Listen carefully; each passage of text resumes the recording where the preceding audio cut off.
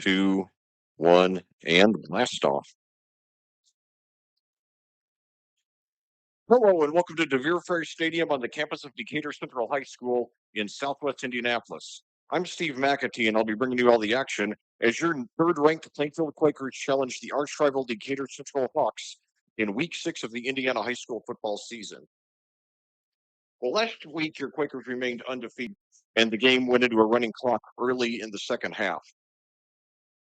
Junior quarterback Bryce Bonk completed 11 of 15 passes for 205 yards, a career high tying 4 touchdowns and no interceptions. Junior Xander Natam continues to be the most pleasant surprise of the team on the season. He had 2 touchdown receptions of 55 and 51 yards, while senior superstar running back Luke Starnes continued his prowl.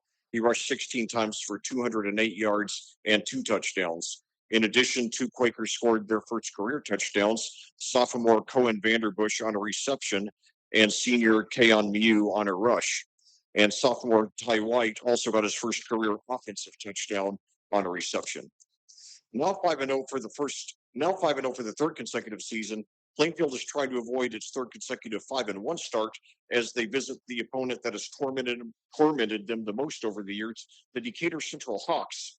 Decatur Central has won 16 of the last 18 games in this series and went to the Class 5A state championship the last 2 years, winning last year and giving the Mid-State Conference its first ever state championship.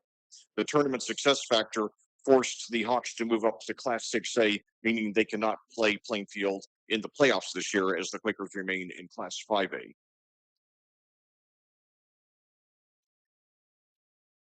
Decatur Central enters this game with a record of 3-2 and on a 3-game winning streak.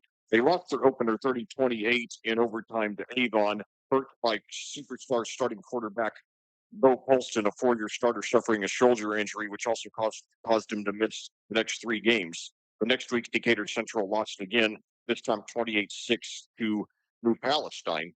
However, they're on a 3-game winning streak since then. They beat Whitelands 29-14 and then went on a mega offensive explosion, even by their lofty standards. 2 weeks ago, they beat Martinsville 75-6, yes, 75-6. And then last week, with Polston returning, they beat Mooresville almost as badly, 73-27. And in fact, as both of those games, the last 2 Decatur Central games were played with a running clock for the entire second half. Um, the Hawks scored 113 points in their last 2 non-running clock quarters, the first 2 quarters of each of the last 2 games.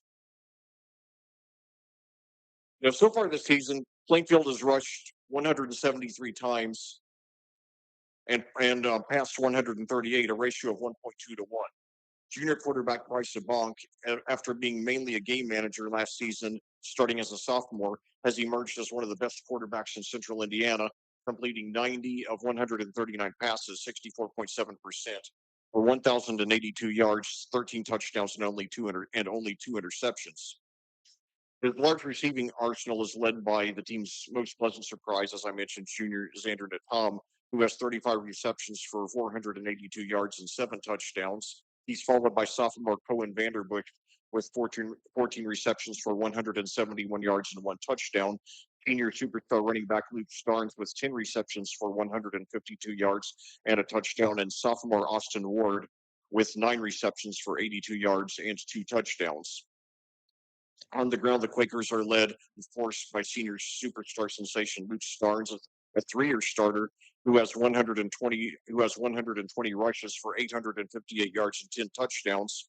He now has 3,382 career rushing yards, only 292 behind Zane Fakes for the all-time school record. In addition, quarterback Bryce Bonk has rushed very well, going 21 for 85 at a touchdown, while senior Corin McGill has carried more recently as a backup to Starnes and has 21 rushes for 82 yards. Meanwhile, Decatur Central has rushed 189 times and passed 70, a ratio of 2.7 to 1. Senior superstar quarterback Bo Polston, a 4-year starter, was injured in the first game of the season and returned last week. So far, he's completed 20 of 36 passes for 205 yards, 2 touchdowns, and 3 interceptions. Senior running back Kashmir Hicks is the Hawks' leading receiver with 9 receptions for 117 yards, followed by senior Pharrell Carter with 7 receptions for 87 yards and 2 touchdowns, and senior Carson Eisen with 7 for 56. On the ground, Decatur Central is led by aforementioned senior Kashmir Hicks with 49 rushes for 402 yards and 6 touchdowns, followed by senior Braylon Morris with 33 rushes for 363 yards and 6 touchdowns. Senior Jalen Leith with 22 for 161 and 1 touchdown, and quarterback Will Polston with 21 for 147 and 3 touchdowns. Also, junior Hunter Harvey has 14 receptions for 135 yards and 2 touchdowns. Head coach for Plainfield is Tyler Bless, who's 20-6 in his third season with the Quakers. Head coach for Decatur Central is Kyle Enright, who's 84-29 in his 10th season with the Hawks. He's led Decatur Central to the Class 5A state championship 3 times in 2028, and then each of the last 2 years, winning last year, as I said, giving the Mid-State Conference its first ever football state championship. Well, at this time, we'll take a short break for a few words from our sponsors, and then we'll be back with the opening kickoff. Plainfield Decatur Central Cooper rivalry coming at you live under the Friday night lights. Next. This broadcast of Plainfield Quakers football is brought to you through the generous donations of our sponsors. We would like to recognize them, and we hope you will support them. They are Frigid Frog, New Wave Solutions, Grinnell Financial, Crone Family Construction, Adrenaline Fundraising, Crest Point Real Estate Coach P. Chris Pearson, Selwith Jones and the Stewart Home Group, Remax Centerstone Julia Burbridge, Laura Brothers Painting, I-70 Wrecker Service and Garage, Units Moving and Portable Storage, Haynes Roofing and Remodeling LLC, Headquarters Barbershop, Edward Jones, Chris Hoskins, Elephant Associates, and BGW Construction and Legacy Motorsports. Thank you, sponsors. Your support for the student athletes at Plainfield High School is greatly appreciated.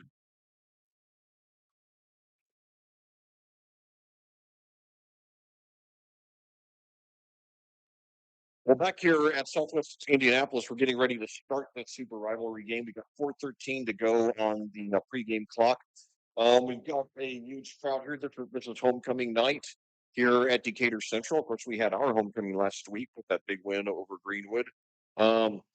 We've got a huge crowd over here in the visiting bleachers. They're almost full. We got about 500 crazed Quaker fans. And I can see the parking lot from my vantage point. We have several still walking in, several still in the standing room. So obviously, this team, the fan base, very enthusiastic about the 5-0 start, the number 3 ranking here in the state in Class 5A. Meanwhile, across the field in the visiting bleachers, fans are filling up there. We've got somewhere in the neighborhood of 2,000 Decatur Central fans. The Hawks have had a lot to cheer about in recent years. They've gotten to the state championship game in Class 5A 3 of the last 7 years, including the last 2. And this year, a new challenge as they move up to Class 6A. We'll see how competitive they can be. And obviously, they're going to have a hard time competing with the Big 4 here in Class 6A, Carmel, Warren Central, Ben Davis, and Center Grove. This is a very good program that's grown a lot over the years. And, I remember commentating these two teams against each other several years ago before Decatur Central went to its run of now three state championship games. And I mentioned that these had to be the two most prestigious programs in the state, only to win one championship, only to win one sectional championship. And the thing is, they both had horrible luck of being in a sectional with teams like Ron Colley and Cathedral over the years. And had they been an average sectional, both teams would have a mountain of sectionals by now. Coach Brian Woodard, or the last head coach of Plainfield, Brian Woodard, who headed the program from 2006 to 2022, is very outspoken about that. Would be even more so this year, as 2 of our 3 sectional rivals are our New Palestine, the number 1 ranked team in our class, and Cathedral, who's ranked number 4. And so, anyway, right now, it's a pretty lovely evening, or it's 74 degrees here in Southwest Indianapolis. And Collectively, I think this is probably the best, the best weather we've had overall through 6 weeks in my 14-year high school football commentary career. Supposed to have a high of 75 a week from tonight when Plainfield will return home to play Franklin for what should be a win. Hopefully, we'll get a win tonight. But anyway, right now, got Plainfield is on the sidelines. Decatur Central heading over there right now to a nice ovation from their fans. Certainly, they've earned it with their heroics, not only this season, but in the last several years. And, my frequent broadcast partner, Rob Kendall, um, often has referred to Decatur Central over the years as Tick Mobile because of their super high octane run and shoot offense that was started in the early 2010s by then head coach Justin Dixon, who then moved to athletic director and turned the coaching duties over to Kyle Enright, now in his 10th season with the team. Um, Justin Dixon, now the director of operations, certainly he started the juggernaut that Decatur Central has become. But anyway, I was thinking these last few days. Well, last week, and now the teams got to the center field to the big DC for the coin toss, and you know, obviously, I was very pleased Plainfield's win, um, with Plainfield's win last last Friday over Greenwood. But then, I started to think about it, and I started to get nervous because we got Decatur Central this week. It's like, okay, we're ranked number three. We're 5-0, but are we as good as the pollsters say we are? Are we as good as 5-0 says, as our 5-0 record would lead people to believe? What if what if next Friday we play against Decatur Central and we find out we're not as good as we thought? Um, and then I thought about something. I thought about a quote from President Kennedy, who's probably the president I quote the most. He said that we aspire to go to the moon not because it is easy, but because it is hard. And I thought, that's right. We uh, we aspire to beat Decatur. We aspire to beat Decatur Central not because it is easy, but because it is hard. We aspire to win a state championship for the same reason. If it were easy to do those things and we did them, it wouldn't be a big deal.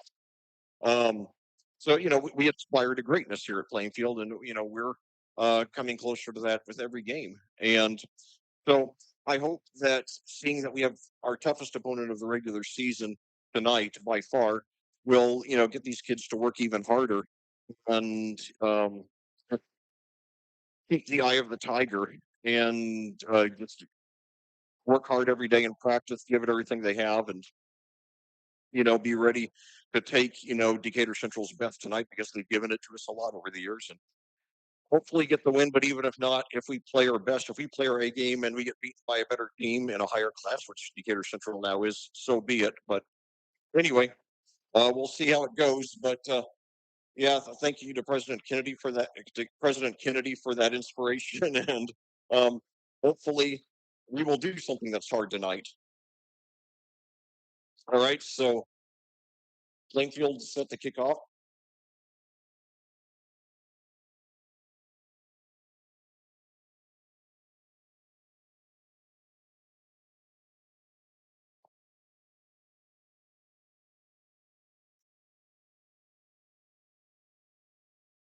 The kickoff, and it's Squib, and it's picked up off the 20, brought to the 25, 30, 35. Come on, we got to get him down. We got him down around the 40. So Decatur Central, I hate letting him start off with that good field position.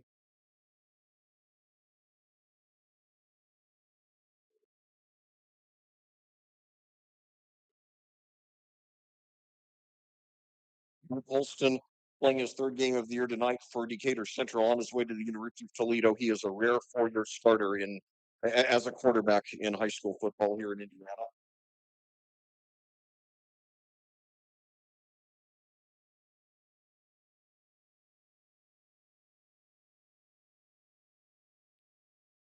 So now the Hawks, one receiver to each side, one running back. The handoff. He's got up to about 2 or 3. We're ready for him. Okay.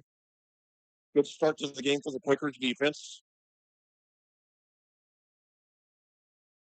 That was Jalen Leith.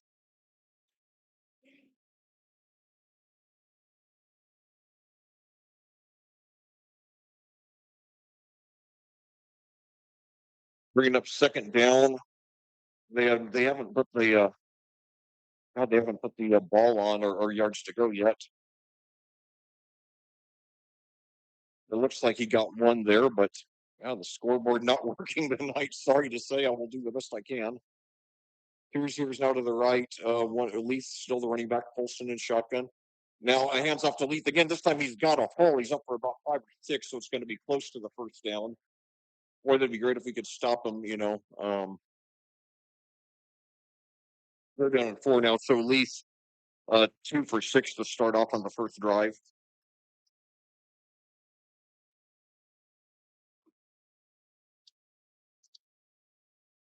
And I have the sun glaring in my eyes, so I'm having a very hard time here finding a spot where I can see clearly. I will do my best. The sun should be below my view in just a few minutes, so bear with me until then. So now 2 receivers to the right, one to the left, one running back, Polston and shotgun. Takes the handoff, and it's we barely got him, or we do stop him short of the first down. A 3 pass, it's complete. He broke a tackle, but we stop him a little bit short. All right, so it's going to be 4th and short. Carson Ice and the reception there.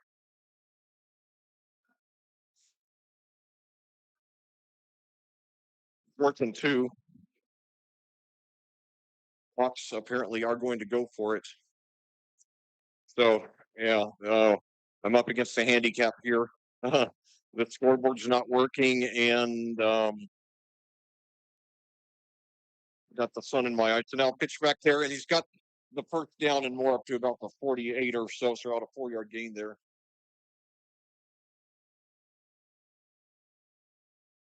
Kazimir Hicks with his first carry of the game.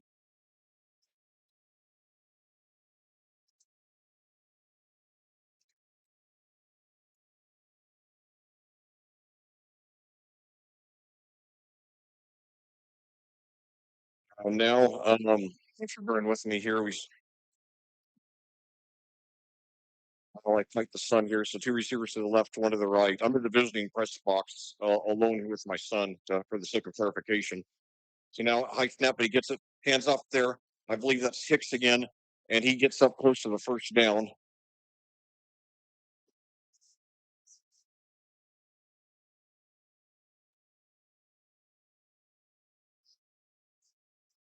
Right for 6 on that one.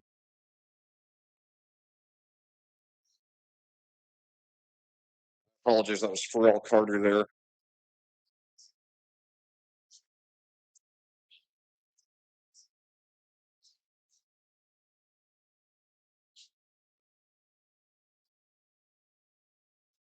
Second and 4 now for the Hawks.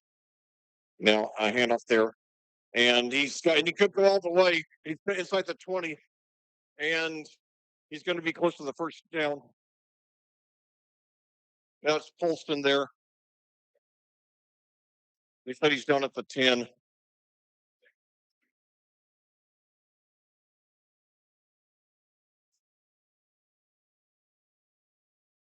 So 1st and goal at the 10. I'm sorry, that was a direct snap to Morris there. That wasn't Polston.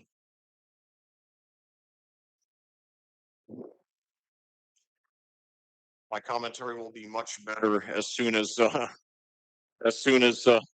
sun goes down here. So 2 receivers to the left now.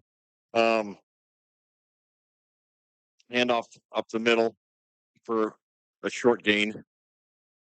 That was Hicks.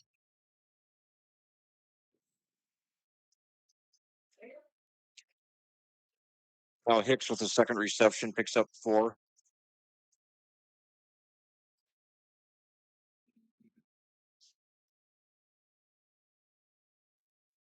2nd and 6 for the Hawks now. Second and goal.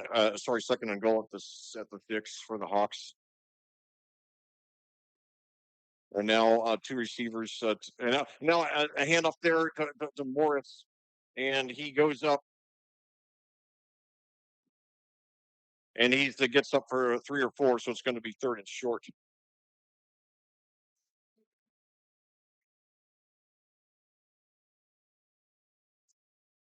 I got a better spot than I thought, down to the 1.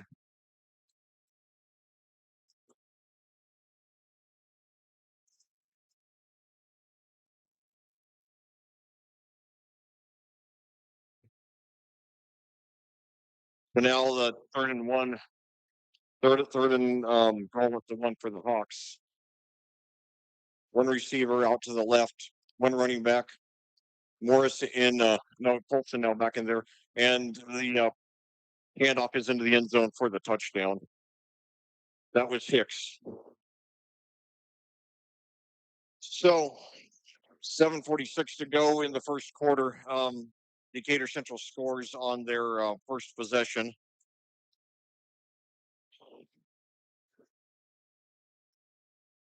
Kashmir Hicks. Kashmir, like the Led Zeppelin song.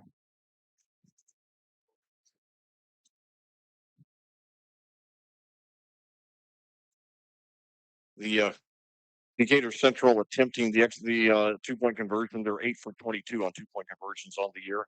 And now a pitch back, and I think we stopped him. No, they thought he broke the plane.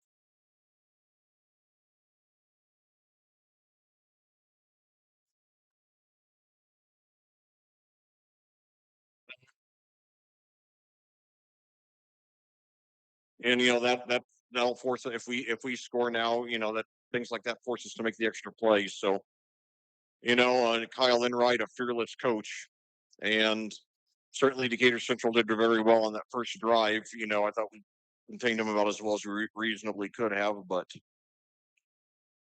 we are going up against a juggernaut, and now we have a mitigating circumstance that we did not have in the past years. We are up against a higher class team, but we've beaten 2 higher class teams this year already, Harrison and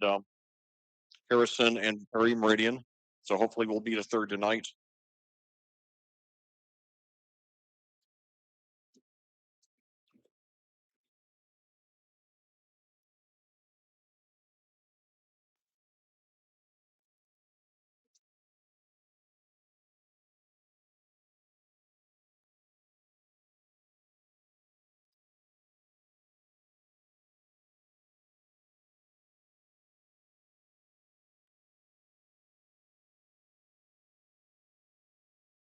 Plainfield now will go on offense for the first time.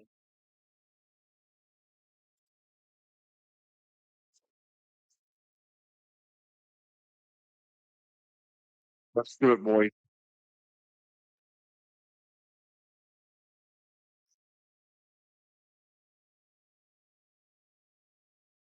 A short kick, fielded it off the 20, right up to the 25, 30, up to about the 33. So the Quakers getting decent field position here to start off their first possession of the game.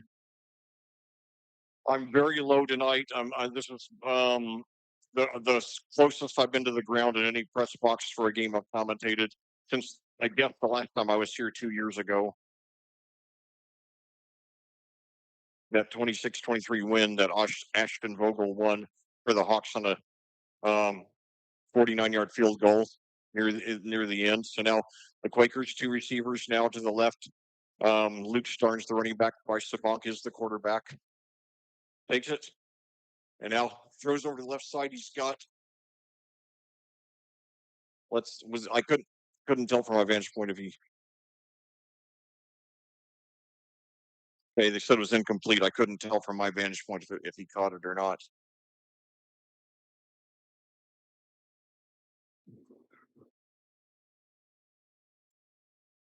Second and 10 for the Hawks, for the Quakers, excuse me, at around their own 33. And now nearly sacked. He gets rid of it and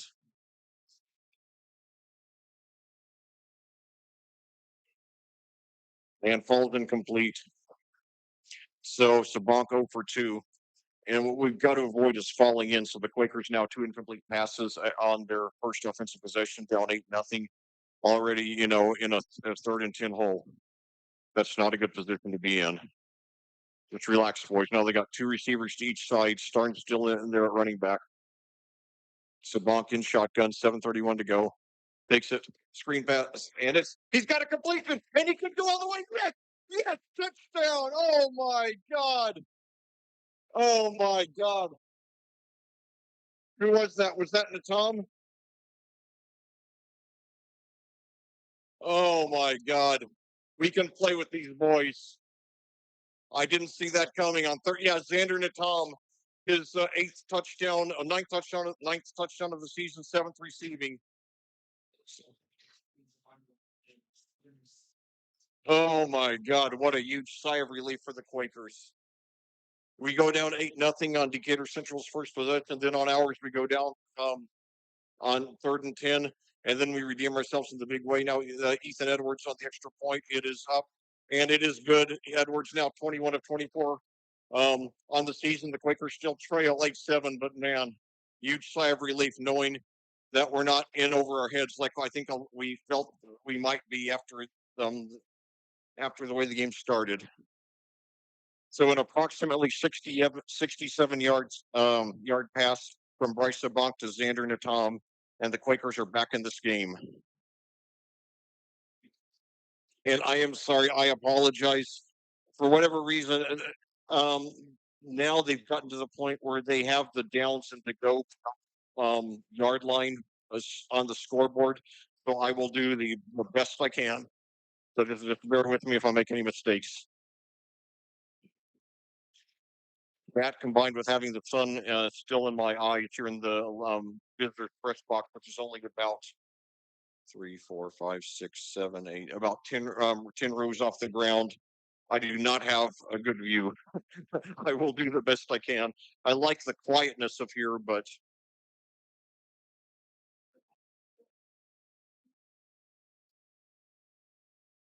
so Burrell Carter and Kashmir Hicks back deep to receive for Decatur Central.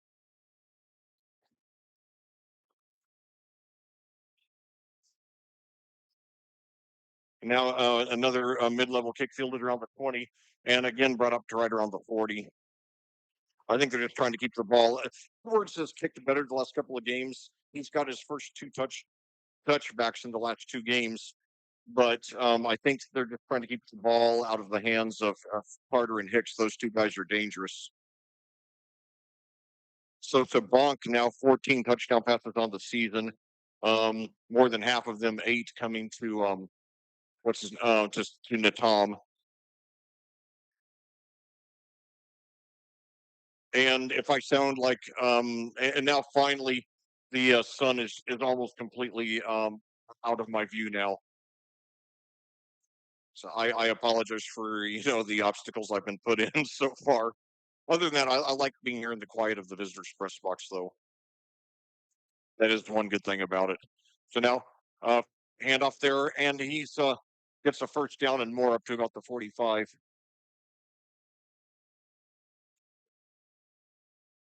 So Hicks gets 12 there. He had the Decatur Central touchdown.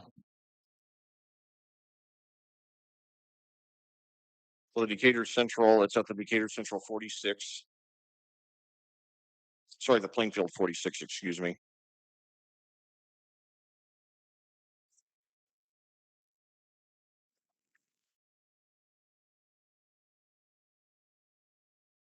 And that 2 receiver to the right, one to the left. Polston drops the back. It's that time. He's under pressure. They're trying to get him.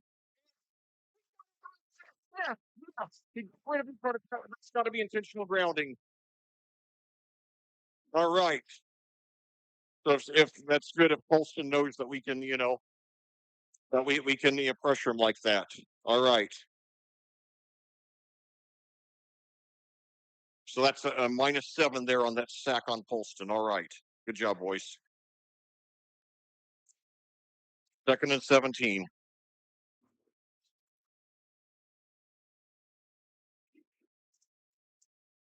So now 6:08 to go here. in the first quarter. Decatur Central 8, Plainfield 7. Decatur Central now, and now I think the Hawks have already taken. Yes, the Hawks have already taken their first timeout. That's good.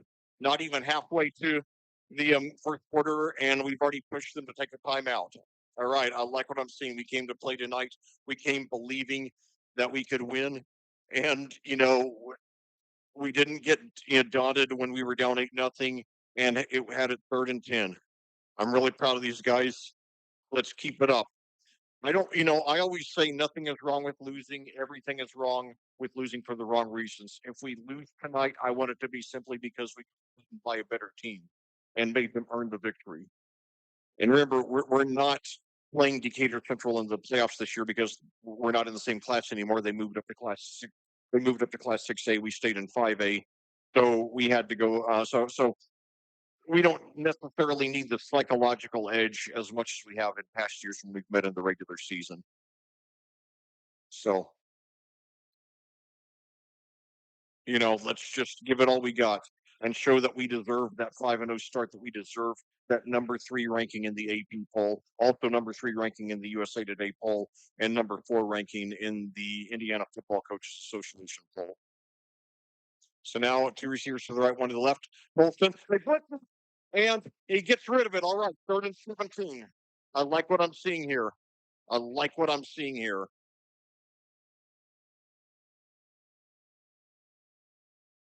That we're not intimidated by a quarterback who's on his way to play for the University of Toledo, a Division 1A school.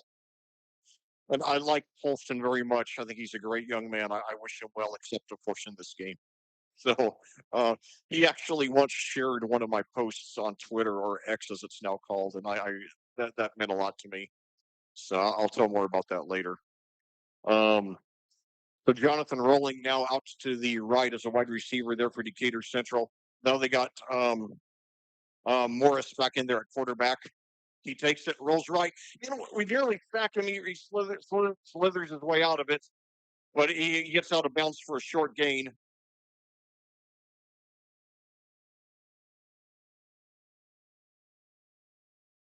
Only gains 3 there. So 4th and 14. Decatur Central likely to punt here. So that's good. We've shown now we can hold these guys to 3 and out. And I like we scored the touchdown. We didn't feel like we had to go for the 2. That's showing confidence in these kids. And now we go for the block. And now Ty White back deep to receive, but he's going to let it roll. It takes a big Decatur Central bounce down to around the 10. So the Plainfield Quakers with a very psyched visiting crowd here in the visiting bleachers right below me. They like what they're seeing. And now the sun is now no longer bothering me, so I should be able to call this game a lot more coherently the rest of the way. Thank you for bearing with me. Thanks, Liam. Liam just gave me some kind of snack cake. Gansito, okay. Which, yeah, he said it's Mexican. So now, Starnes takes the first period of the game for Plainfield.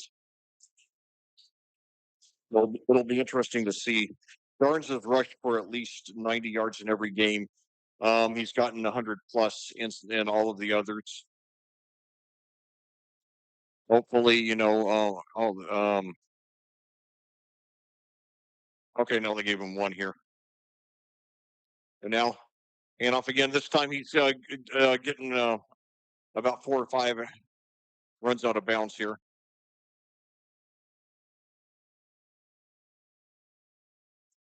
Okay, no, that was sorry, that was Austin Ward there. That'll bring up 3rd and 7. They give Ward credit for 2.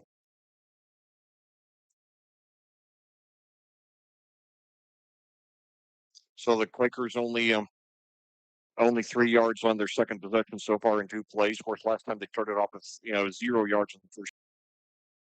He was going for Ty White. Yeah, he got the Decatur Central guy caught it on the ground around the 30.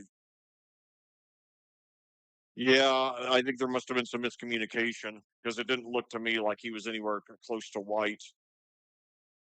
So now the pressure cranked up on the defense. We can't let them have easy points. We've got to make them earn every point they get. Decatur Central scored 148 points the last two games. Um, hold that thought. So one receiver at each side now. And now we've got flags, multiple flags here.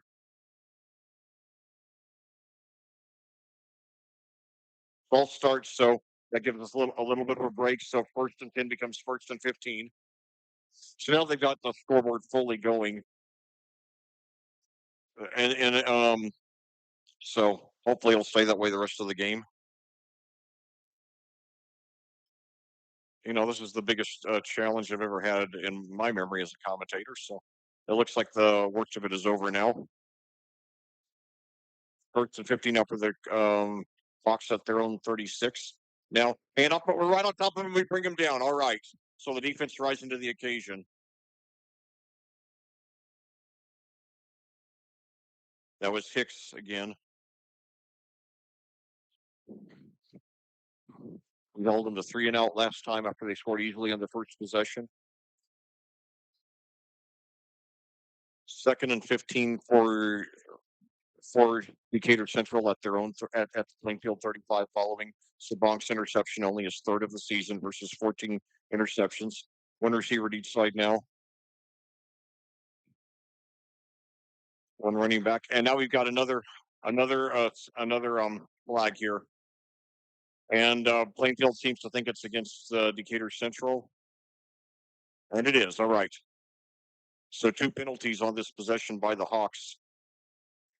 Well, start this brings up 2nd and 20, so no excuse for not getting him off the field here and making that interception harmless. You cannot give the Hawks any easy breaks. They will make you pay, often very dearly. 4:09 to go here in the first quarter. Decatur Central 8, Plainfield 7. The Hawks have the ball 2nd and 20 at the Plainfield 40. One receiver at each side. Holston drops back. He's got time. Throws up the middle. It's caught, and he's brought down.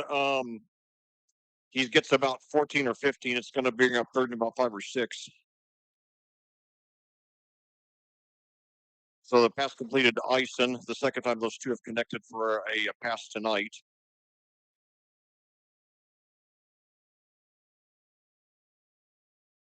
14-yard gains, bringing up 3rd and 6. 3rd and 6, excuse me.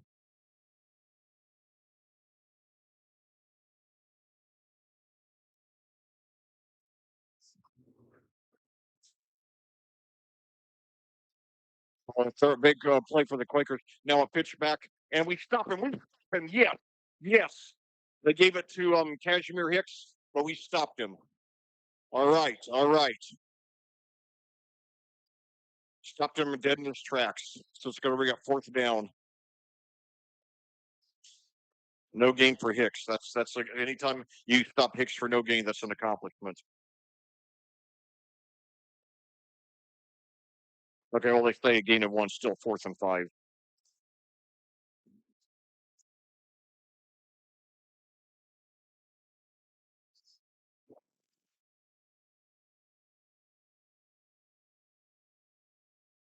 So now the Hawks line up, two receivers to the right, one to the left. Bolton, and now it's miscommunication, incomplete, and we take over on downs. All right, all right. So that concerning um that concerning interception that Sabunk threw, that Decatur Central got at hour 30, turns out not to harm us. We are very lucky. We're very lucky. So now Sabunk just has to shake it off and get out there and um and take care of business here. Do what he's done most of the season. The receivers each side now. Starnes the running back. Sabonk in shotgun now. Takes a snap. High snap, and he gets it. Gives it over to Starnes, but they're ready for him, and he's brought down right around the line of scrimmage. He got one on his first. I don't think he got any, maybe one there. It's showing 2nd and 10, so I guess they're saying no yards there. Obviously, Decatur Central coming ready for Starnes. Less than 300 yards away from becoming the school's all-time leading rusher, almost certain to do, barring injury, of course. What a great pleasure it's been to commentate that young man for the last 3 years. Two receivers now to the right, one to the left. And now Sabank throws up the middle, and it is caught, and he's very close to the first down.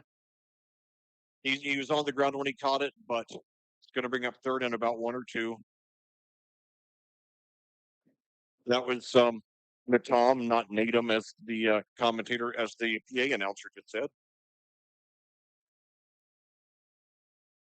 So 3rd and 1. So they give him credit for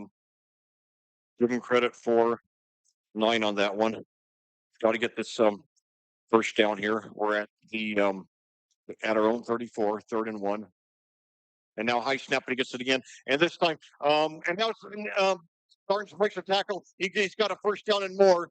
He's got past the 40. So it's about a 7-yard pickup by Starnes. Good job, Luke. His first, he was 2 for 1, and he was 2 rushes for 1 yard to start the game. Now he's going to get about 7 right there.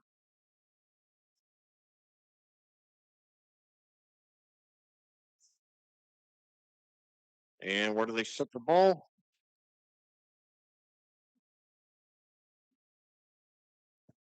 And apparently there's a flag. He's going to get another 5 yards.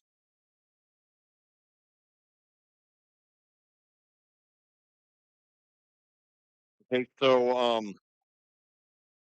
8 yards for Starnes on that yard, and then another 5 yards on penalty. So the Quakers now 1st and 10 of 47. 48 seconds to go and counting here in the quarter. 7:30 your time of day. Now another high snap. No, this time pitches back to Natom, who's got some running room on the right side, and he gets up and we got a late flag. I think it's going to be. I think they're going to get Decatur Central for a late hit.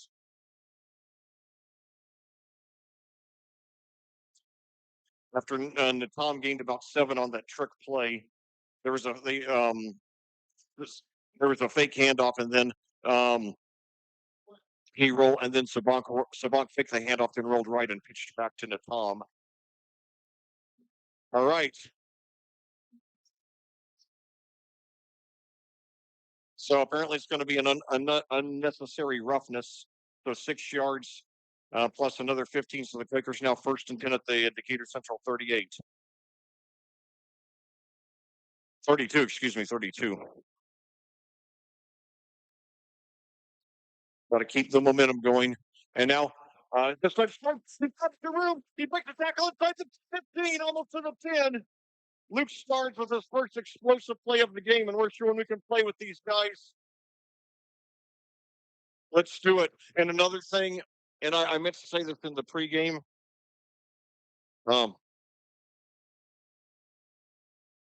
So 20 yards there by Starnes. He's 4 for 29. I like what I'm seeing. I like what I'm seeing. So 3 receivers to the left now, 1 to the right. Starnes there in the backfield, standing to the left of Sabank in shotgun. 10 seconds on the play clock.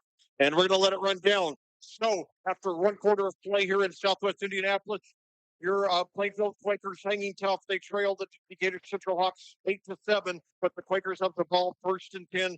The Decatur Central 12. We'll be back after the George Mark sponsors on AudioSportsOnline.com. This broadcast of Plainfield Quakers football on AudioSportsOnline.com is brought to you by the generous donations of our sponsors. We would like to recognize them, and we hope you will support them. They are Bridget Frog, New Wave Solutions, Middle Financial, Crone Family Construction, Adrenaline Fundraising, Crest Point Real Estate Coach P, Chris Pearson, Selwith Jones and the Stewart Home Group, Remax Centerstone, Julia Berberich, Flora Brothers Painting, I-70 Wrecker Service and Garage, Units Moving and Portable Storage, Haynes Roofing and Remodeling LLC, Headquarters Barber Shop, Edward Jones, Chris Hoskins, Ellis and Associates, and BGW Construction and Legacy Motorsports. Thank you, sponsors. Your support for the student athletes of Plainfield High School is greatly appreciated. Well, back here at Southwest Indianapolis, um, your Plainfield Quakers they start the second quarter trailing 8-7, but have the ball first and 10 at the Decatur Central 12 here. So now Tabak high snap again. He runs, but he fakes, and then he's got room on the left side, and he spins around, gets up for 3 or 4. So his first keeper of the game. They've actually bumped into each other, and there have been about 4 high snaps. That's something we got to address. But nevertheless, good job by the Bronc getting us positive yards. It's now 2nd and 7 at the 9. 11:33 to go and counting here in the second quarter. And I think dominating time of possession, is one of our keys to winning this game. So now it's a bad snap, but he moves forward again, and he gets another 3 or 4. He's still on his feet. He's close to the 5. We've got to get these snaps under control, though. That can come back to destroy us. Oh, they only okay. So they gave him 2. So 3rd and 5 now. We are in Ellis's range. He's hit 21 of 24 extra points on the year. This would be just 2 yards. I'm sorry, 4 yards longer than an extra point. So now 2 receivers to the left, one to the right, and now takes the handoff. And no, he's got two on the right side of it. It's a reverse. It's a touchdown. Yes, yes, we got the lead. Who was that? I could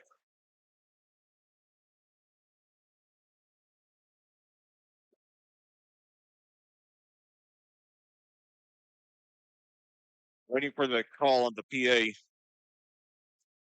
Nevertheless, we got that's a 7 yard touchdown rush. We got the lead. Ethan Ellis there to attempt the extra point, and it is up. And this one is no good.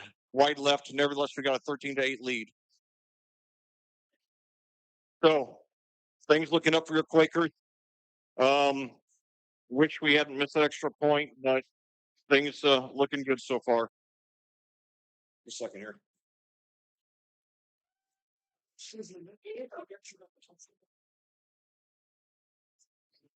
Okay, that was Vanderbush on the touchdown.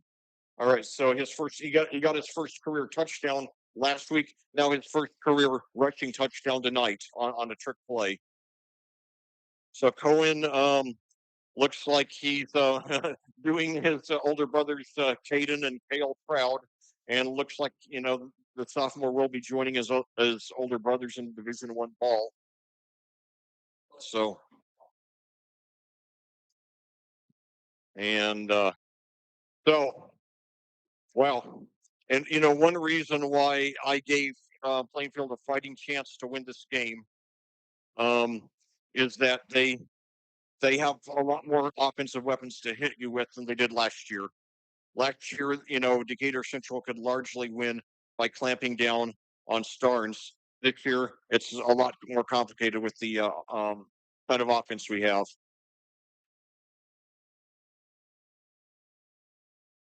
So now a short mid-range kick, and it bounces. It is a life goal.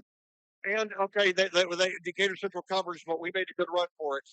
And they start around their own 23 or 24. It was a low lob kick that took a good bounce. That was a good effort, in Plainfield getting a nice ovation from their fans. Their fans starting to believe that we can do this.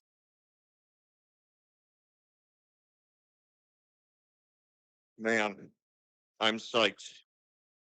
We just got to hang on. Don't make any mistakes. We were lucky. We got away with that interception. Very lucky. Can't let it happen again.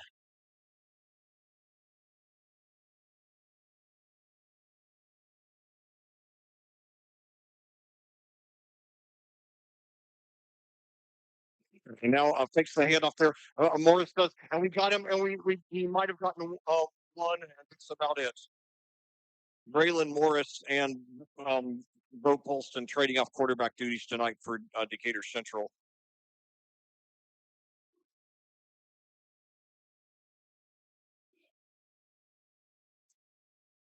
I like the way that we're, covering their rushers tonight. Oh, we got him for -2. All right, even better than I expected. I thought they might give him forward progress up for one. So now two receivers out to the left, one to the right. Because I don't know if Colston's back to 100%, and that could be a factor tonight as well. But obviously, Plainfield watched a lot of game tape from the Hawks' last two games, and it's figuring out how to keep them from going crazy like they did with 75 points against Martinsville and then 73 last week against Mooresville. Put that in perspective, we scored 35 against Mooresville, breaking the game open with 21 in the third quarter after a 14-14 half.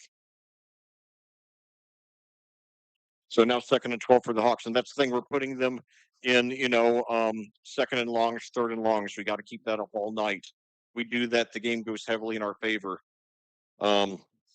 Especially if Colston is not 100% and they don't have the option of going for long passes. So now two receivers to the right, one to the left for Decatur Central, empty backfield, but Morris, a dangerous rusher, takes it, and now hands off, and he's got about 5 or so.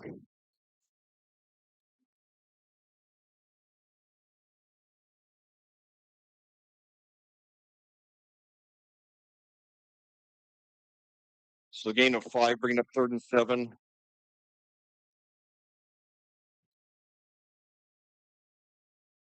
So now we've got to.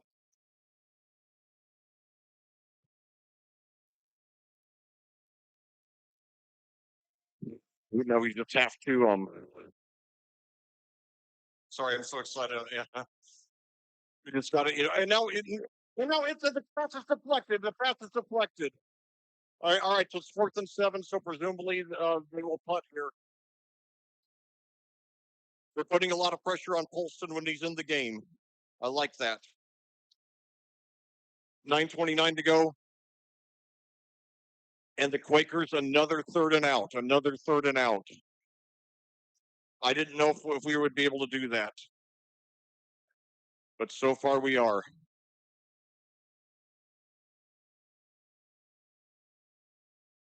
And now the punt. White fields it. And he lets it bounce. Takes a little bit of a Decatur Central bounce. And now down to around the 29 or 30. So Plainfield now with the lead in the ball. 13-8, 9:18 to go here in the second quarter. Now let's just be methodical. Let's just score. Whether it takes one play or 20, if we run 5-6 minutes off the clock, all the better. It'd be great if we could go into the locker room with a multiple possession lead, especially as we get the ball to start the second. We get the ball to start the second half. We got to put them down early, get them down, induce them to pass more than they want to. I know they have Colston, future Division 1A quarterback going to Toledo, but all right, hold that thought. Two receivers to the right now. Sabank throws. He's got a completion there. I think that's Beers, and he gets about 4 or 5.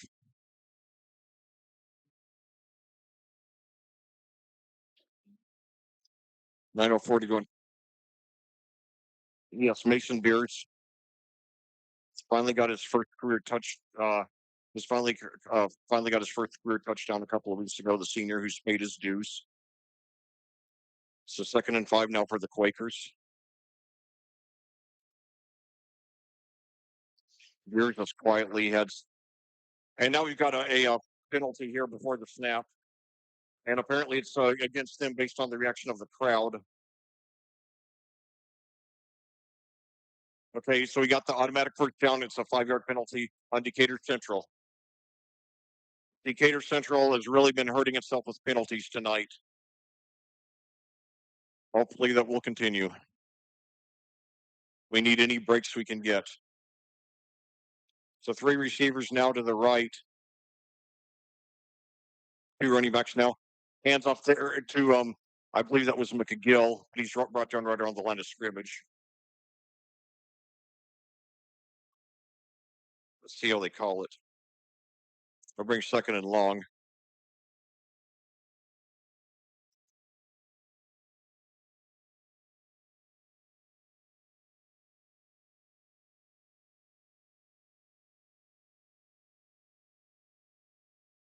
The PA guy said Jordan Meyer. I don't think that's correct. He's not a running back. I believe that was McGill.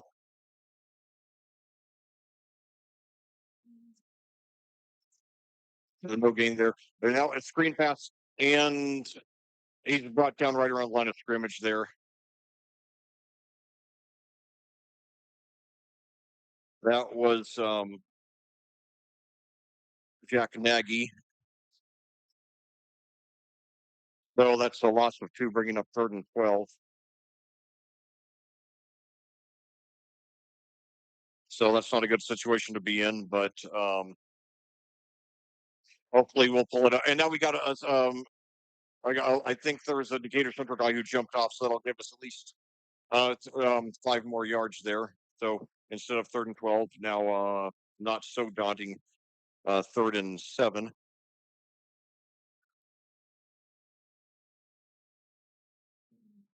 But yeah, I like the way that we're playing on defense. We're showing we can contain them. So now looks like Ty White and one other receiver out to the right, one to the left. Now Sabak throws up the middle. Oh, he was going for Ward. It was just a little beyond him. So I guess we will punt here, being on our own 43. Disappointing not to get any points out of that. 7:36 to go now.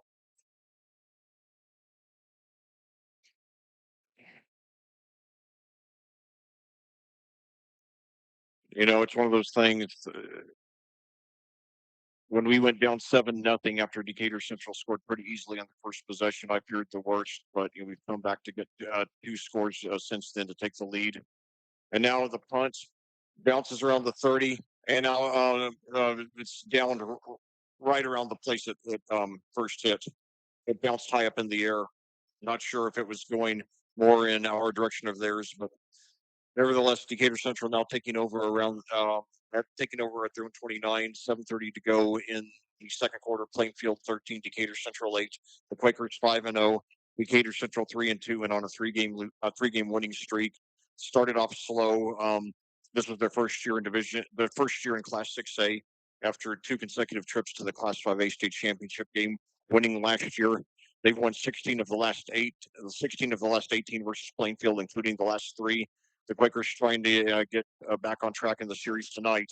And now a handoff there, and he's stopped for a gain of about 3 or 4.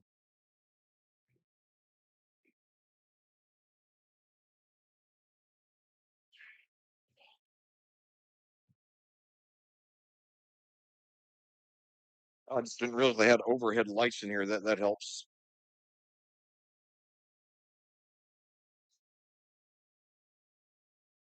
So give Decatur Central credit too there.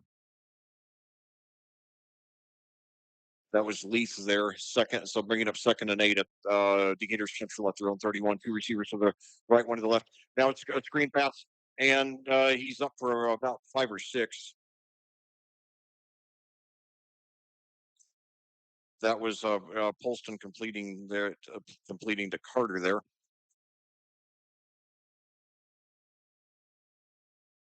3rd and 3 now after that 6-yard pickup.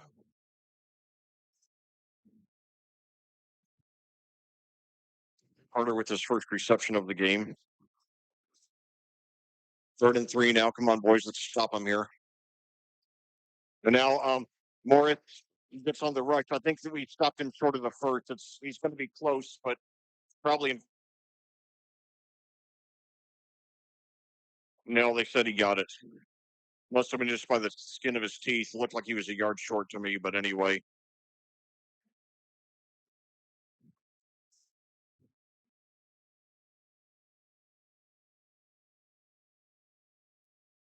Kurt Van's not liking that call.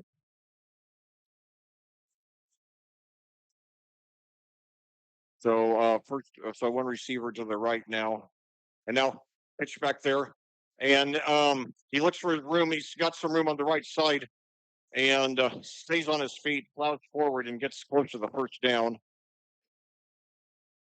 That was Hicks.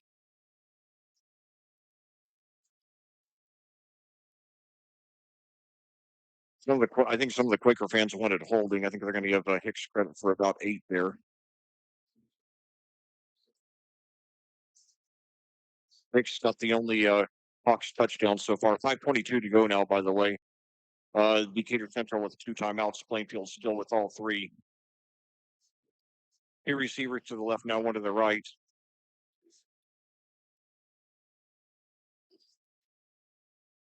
Low snap, gets it over there to Carter, and he gets plowed forward for the first down and about 1 more.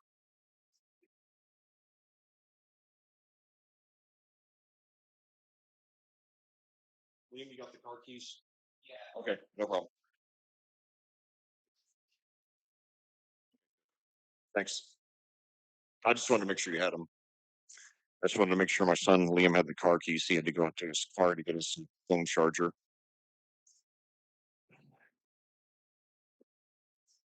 So, 2 receivers now to the right, 1 to the left, 1 running back. Colston in there now at quarterback. He and Morris have been alternating tonight. And now handoff there. No, Colston takes it up himself, and he's got about 8. It's going to bring up 2nd and short. 2nd and 1, so they give him credit for 9 there. That was a good fake there by Colston. He's a very good athlete. Good size at 6'2", 205. Good quarterback size. Colston, a 4-year starter here. This is the 6th time I've commentated him. Plainfield won the first 2 of those games. Then Decatur Central won the last 3. So now 2 receivers to the left, 1 to the right. Colston still in there. Got 1 running back. And now they got a delay of game. All right. So now it's 2nd and 1 goes to 2nd and 6. 3:48 to go. You don't expect to see a fundamental mistake like that against Decatur. You don't expect to see Decatur Central commit a fundamental mistake like that.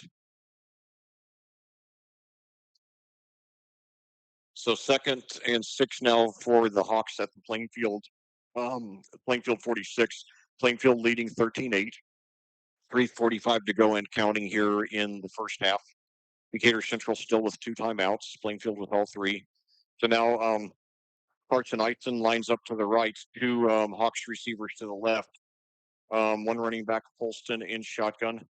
Takes it, takes the handoff, goes it up himself, and he dives. He's going to be, I think, within a yard of the first. He already got a 9-yard keeper on this drive. So they 5 yards for Polston. He gets back the 5 that they lost on that penalty, bringing up 3rd and 1 now. And now with the clock fixed down to 3 minutes. Boy, it'd be great if we stopped him here. So 1 receiver out to the right now. And now direct snap to Morris. Oh, he's got through on the left side, and he could go. Yeah, he's got the first down more inside the red zone. So the Hawks now threatening to get the lead back.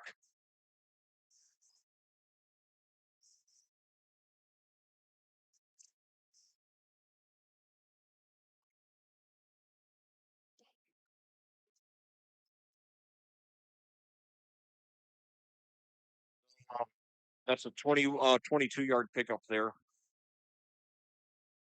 Bringing it up to the 19. 2:41 to go. Come on, boys. Let's get a stop here. Now, remember, because it's a 5-point deficit, Decatur Central touchdown. And now the Hawks, I believe, have taken their 2nd timeout with 2:41 to go here. And because it's a 5-point lead for Plainfield, if Decatur Central gets a touchdown, they will have the lead regardless of what happens with the conversion. So that's why that missed extra point by Edwards, could hurt us, as well as why the successful 2-point conversion by Decatur Central earlier could help them. It's interesting that Decatur Central has used so many 2-point conversions coming into tonight, 8 for 22. It's surprising they're using that much when they're not that successful at it. when you're making less than half of them, but obviously it worked in this case. Will it, make a difference in the outcome of the game? We shall see. Decatur Central, after a couple of sluggish drives, now it looks like they're threatening to get their offense going. Clearly, they're having a much harder time than they did the last 2 weeks, where they scored 75 and 73 points respectively, scoring 61 and 52 respectively in the first halves before going to running clocks in the second half. So now one receiver to the right, one running back. I believe that's Morris still there in shotgun. Takes it, and now he's pressured, and he's got time though. He's got room on the right side. He's inside the 50, inside the 10, inside 5, and he took it in for the touchdown. So Decatur Central's got the lead back with 2:32 to go.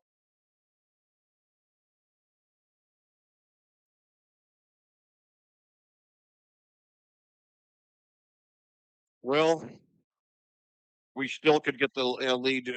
We still could take the lead at the halftime. We've got 2:32 to go in all three timeouts. Let's see what they do with the see what they do with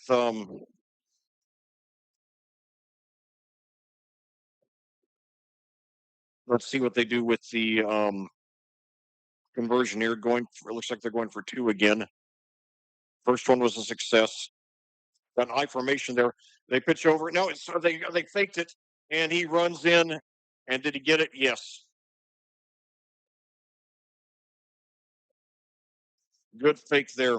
You don't see, my early years of high school football commentary, and I only started in 2012, not that long ago. I used to see the I formation a lot, and now it's been increasingly rare in recent years. And now the Hawks have this really odd light display. They didn't do it with the first touchdown, I guess, because the lights weren't on yet. But now, boy, I hope this doesn't trigger any kind of you know yeah, Liam just said epilepsy. I hope it doesn't trigger any kind of negative reaction from anybody in this stadium tonight.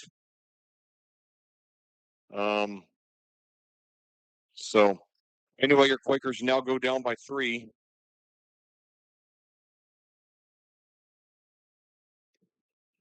2:32 to go in three timeouts. They do get the ball first to start the second half.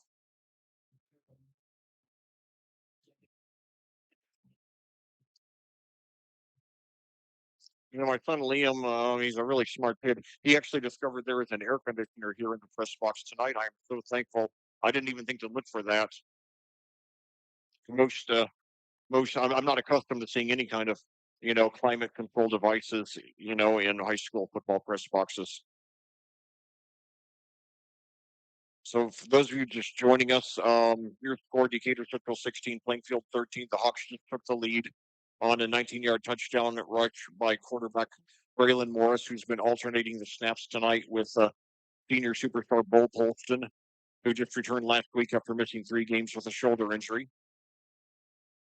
And now the kickoff goes out of bounds, so Plainfield will start, I believe, at the 35.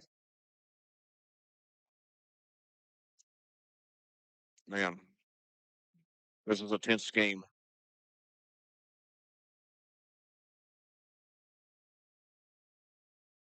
So now the Quakers, let's see how they respond.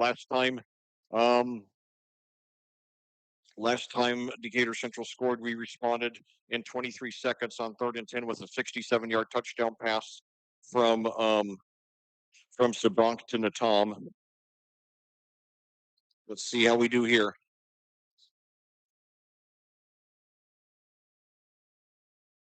The receivers to the left for the Quakers, 2 running backs, Sabank and shotgun.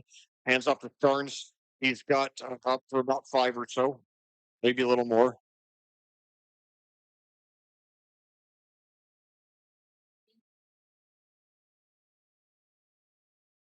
Sabank on his way to becoming the school's all-time leading rusher. Give him 4 on that one. That's so Starnes, excuse me. Starnes on his way to becoming the school's all-time leading rusher. 4 on that one brings up 2nd and 6. Plainfield at their own 39. 2 receivers to the left, one to the right. 2 running backs. We've seen that more lately for the Quakers.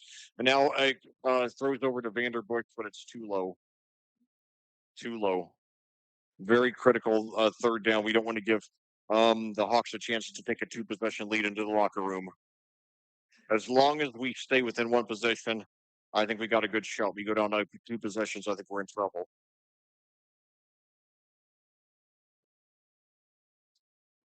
Three receivers now to the right. One running back, Sabank, and now he turns to the sideline. 11 on the play clock. Now he gets back in formation. If there's confusion, they ought to take a timeout here. So now uh, makes the handoff to Starnes, and he moves forward. And he's got some on the right side. He's got the first. All right, he's got the first. Good job, Luke. Looked like he was down, but he found some around there. No. Oh, no, they're saying he didn't make it. They're marking him a yard short. I don't agree with that call at all. And you know how little I complain about officiating, but I think that was a really bad call.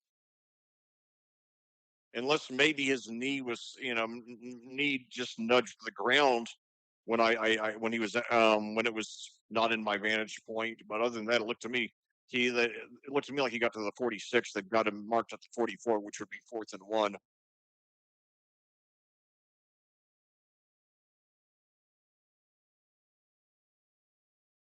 I have Starnes 6 for 38. So as it's 4th and 1, it is decision time and they look like they're going for it. I like this call here. And Decatur Central, by the way, as they don't have a timeout left, they just took their last timeout on for the last play. Even if they recover the ball near, if they take over near midfield, they would still. And now handoff to Starnes, and I think they stopped him. I think they stopped him.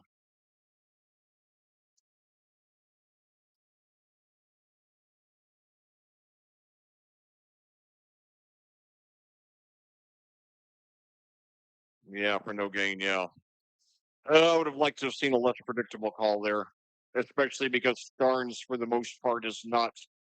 He's been relatively contained in this game. So now 129 to go. The Hawks, like I was starting to say, they're taking over at the 44, at the Plainfield 44, 129. No timeouts left. So I think we got a good shot to hold them here without any points. And going to the halftime with only a 3-point deficit, getting the ball first, start the second half. So now the Hawks, two receivers now to the right, one to the left. Polston, two receivers each side now. Polston in there at quarterback in shotgun. Takes the snap, drops back. He's pressured, throws deep, and it's caught, and he's inside the 30.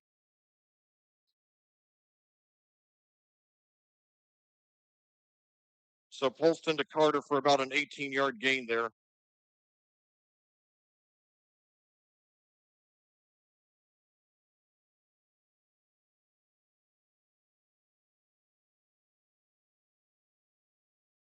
And now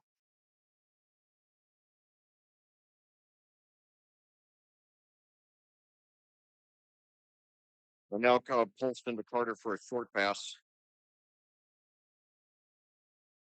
for no gain. Okay.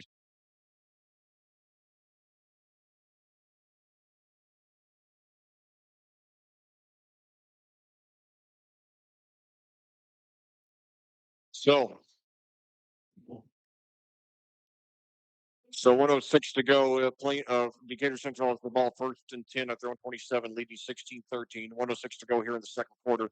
You got to keep them without any points the rest of the half. And now it's nearly intercepted. All right, and he's still on his feet. He brings it down. So Holston throwing each quarterback with one interception now. Holston probably not playing at 100%. It was tipped by one Quaker, caught by another. I could not tell who got it, but great job. Wow. So now the Quakers taking over at the 18, 1st and 10 at their own 18. 58.4 seconds to go. All three timeouts. Decatur Central can't stop the clock, so will we just kneel it out and settle for? And now they're three receivers to the left, one to the right. Sabant throws up the middle to Vanderbilt. He's got a first down and more. Past the 35. All right. So now would be a good time to take that first timeout. So let's see. Oh, they moved up to the 41. Sorry, 36. That's a gain of 18. And now throw, and it's intercepted. I mean, I'm sorry, incomplete, incomplete. Sorry, didn't mean to cause you all any unneeded stress there. Sorry, I'm just getting a little tense tonight. Nevertheless, Bonk 5 of 11 for 97 yards. That was Vanderbush's first um, reception of this game, going for 18. And now there's a flag. This time, I believe it's against. Okay, I think it's against Decatur Central again. Penalties really hurting the Hawks tonight. Now, if we get a remember, Edwards is 20 of 24 on extra points. So if we get down there, it might be worth. If we get down really close, it might be worth going for a field goal to tie it and send us into the locker room with the tie and the momentum. So now the Quakers first and 10 at their own 41, 42.1 seconds to go, two timeouts, two receivers each side, one running back. Now Sabank takes it, throws up the middle, and miscommunication there.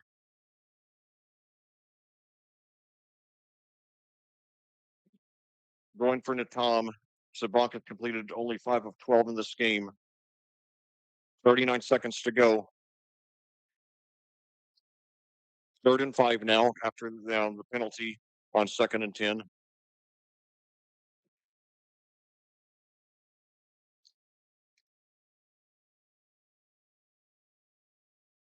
Close for comfort, but the Quakers, Quakers, staying in it. With two receivers to the left, one to the right now.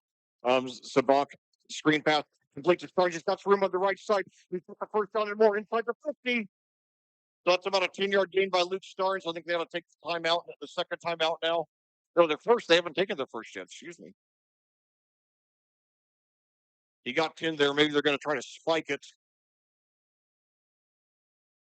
No, it doesn't look like it. Three receivers to the right, one to the left. They still got three timeouts. Now throws deep up the middle. Did he make the catch? No. 18.2 seconds to go. They wasted a lot of time there.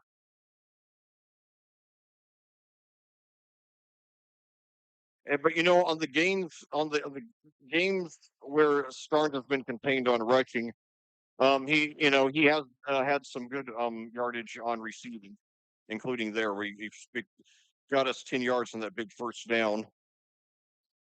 Quakers now inside Decatur Central Territory at the 49, and now throws deep down the left side for White, and it's incomplete, too far. White has played a lot more on offense the last couple of games. In his career, the sophomore has 7 interceptions, including 5 the last year as a freshman, and then this year a 75-yard punt return against Mooresville that really kept us in the game through our early struggles. Now 3rd and 10 for the Quakers at the Decatur Central 49, 11.7 seconds to go, and the Quakers finally take their first timeouts.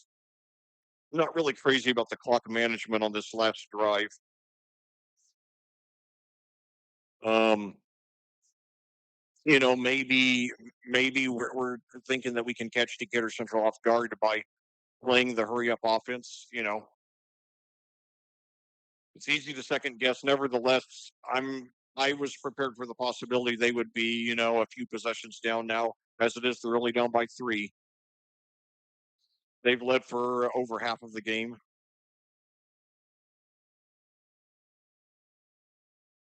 Now the PA playing Detroit Rock City by Kiss. Great highway rock classic.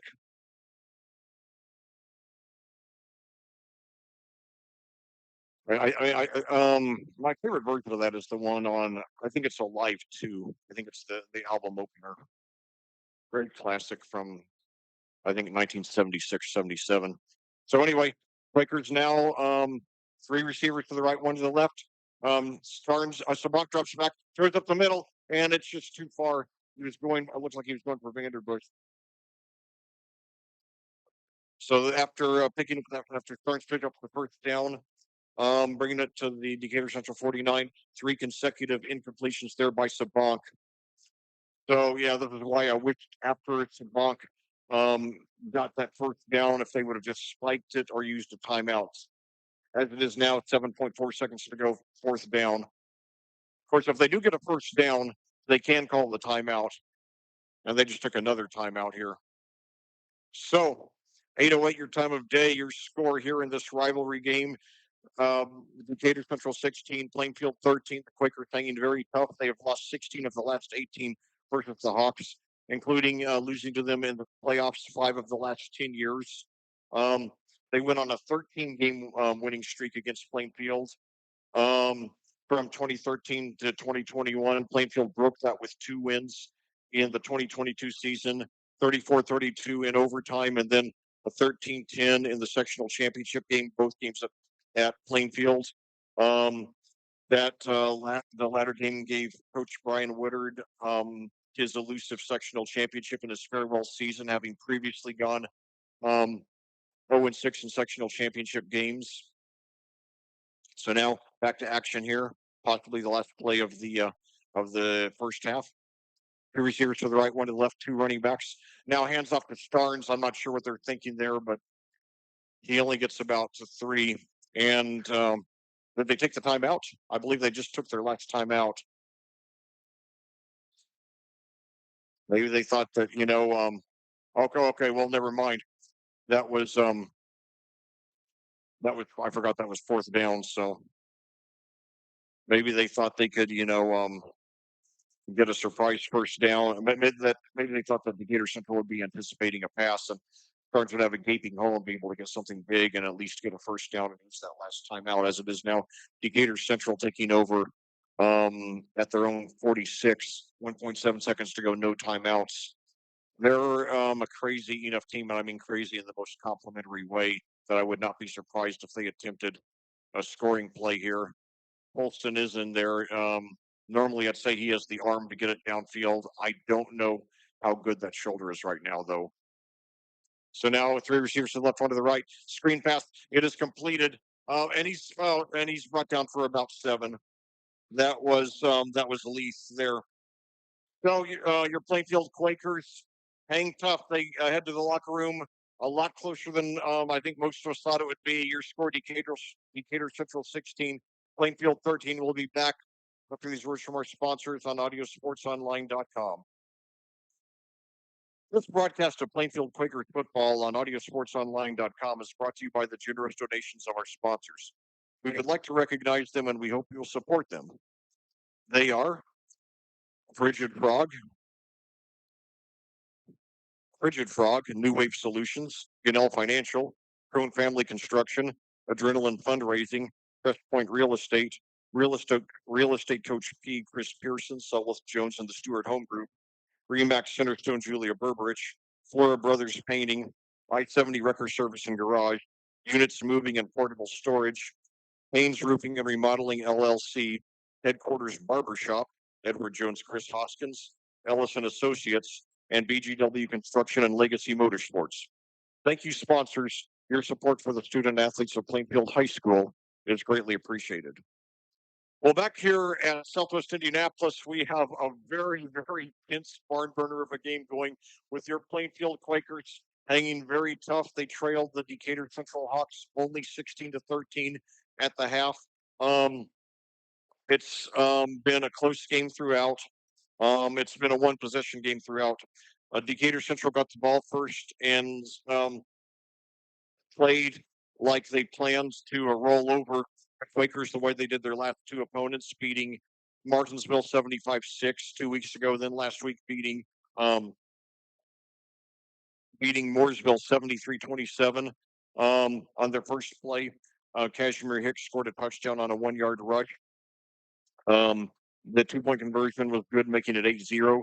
Then on Plainfield's ensuing possession, they started off with 2 consecutive incomplete passes. Then they were undaunted, and on the next play, Bryce Sabonk threw 67 yards to Xander Natom for a touchdown, and Ethan Edwards was good on the extra point, making it 7-0. Then with 10:30 to go in the second quarter, Cohen Vanderbush scored. The wide receiver Cohen Vanderbush scored his first career rushing touchdown on a trick play from 7 yards out. Edwards was wide left on the extra point, making the score 13-8, nevertheless giving Plainfield the lead. And then finally, with 2:32 to go in the half, Braylon Morris, who had shared the quarterbacking duties with the injury recovering Bo Polston tonight, rushed a 19 yards for the touchdown, and the 2 point conversion was once again good, bringing the score to 16-13. Um, Plainfield then on its ensuing possession, um, punted, and Decatur Central on its ensuing possession got all the way to the got all the way inside the 30 before Bo Polston threw an interception, and the Quakers used nearly all but the last 1.7 seconds of the half on a drive that ended up producing no points, ending at the Decatur Central 46. Look at the individual statistics first of all for Plainfield.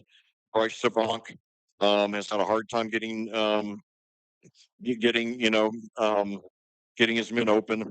He's completed 6 of 15 passes for 107 yards, 1 touchdown, and 1 interception. That only his third interception of the season.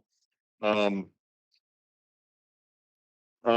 Xander Natom leading the way as usual, 2 receptions for 76 yards, including that 67-yard touchdown. The Cohen Vanderbush has 1 reception for 18 yards. Luke Starnes 1 for 10. Mason Beers 1 for 5. Jack Nagy 1 for -2, being his first career reception. And then meanwhile on the ground, not a whole lot to report. Um, Luke Starnes 8 for 41. Vanderbush 1 for 7 and a touchdown. That coming on a trick play. Xander Natom also had a rush on a trick play, going 1 for 6. Sabank 2 for 5, and Ward 1 for 2. Meanwhile, for Decatur Central, Bo Polston, a modest game so far. His second game back from that shoulder injury that he suffered in the opener against Avon. He's completed 6 of 10 passes for 50 yards, no touchdowns, and 1 interception. Um, Pharrell Carter leads the way with three receptions for 27 yards, followed by um, Carson Eisen with 2 for 16 um,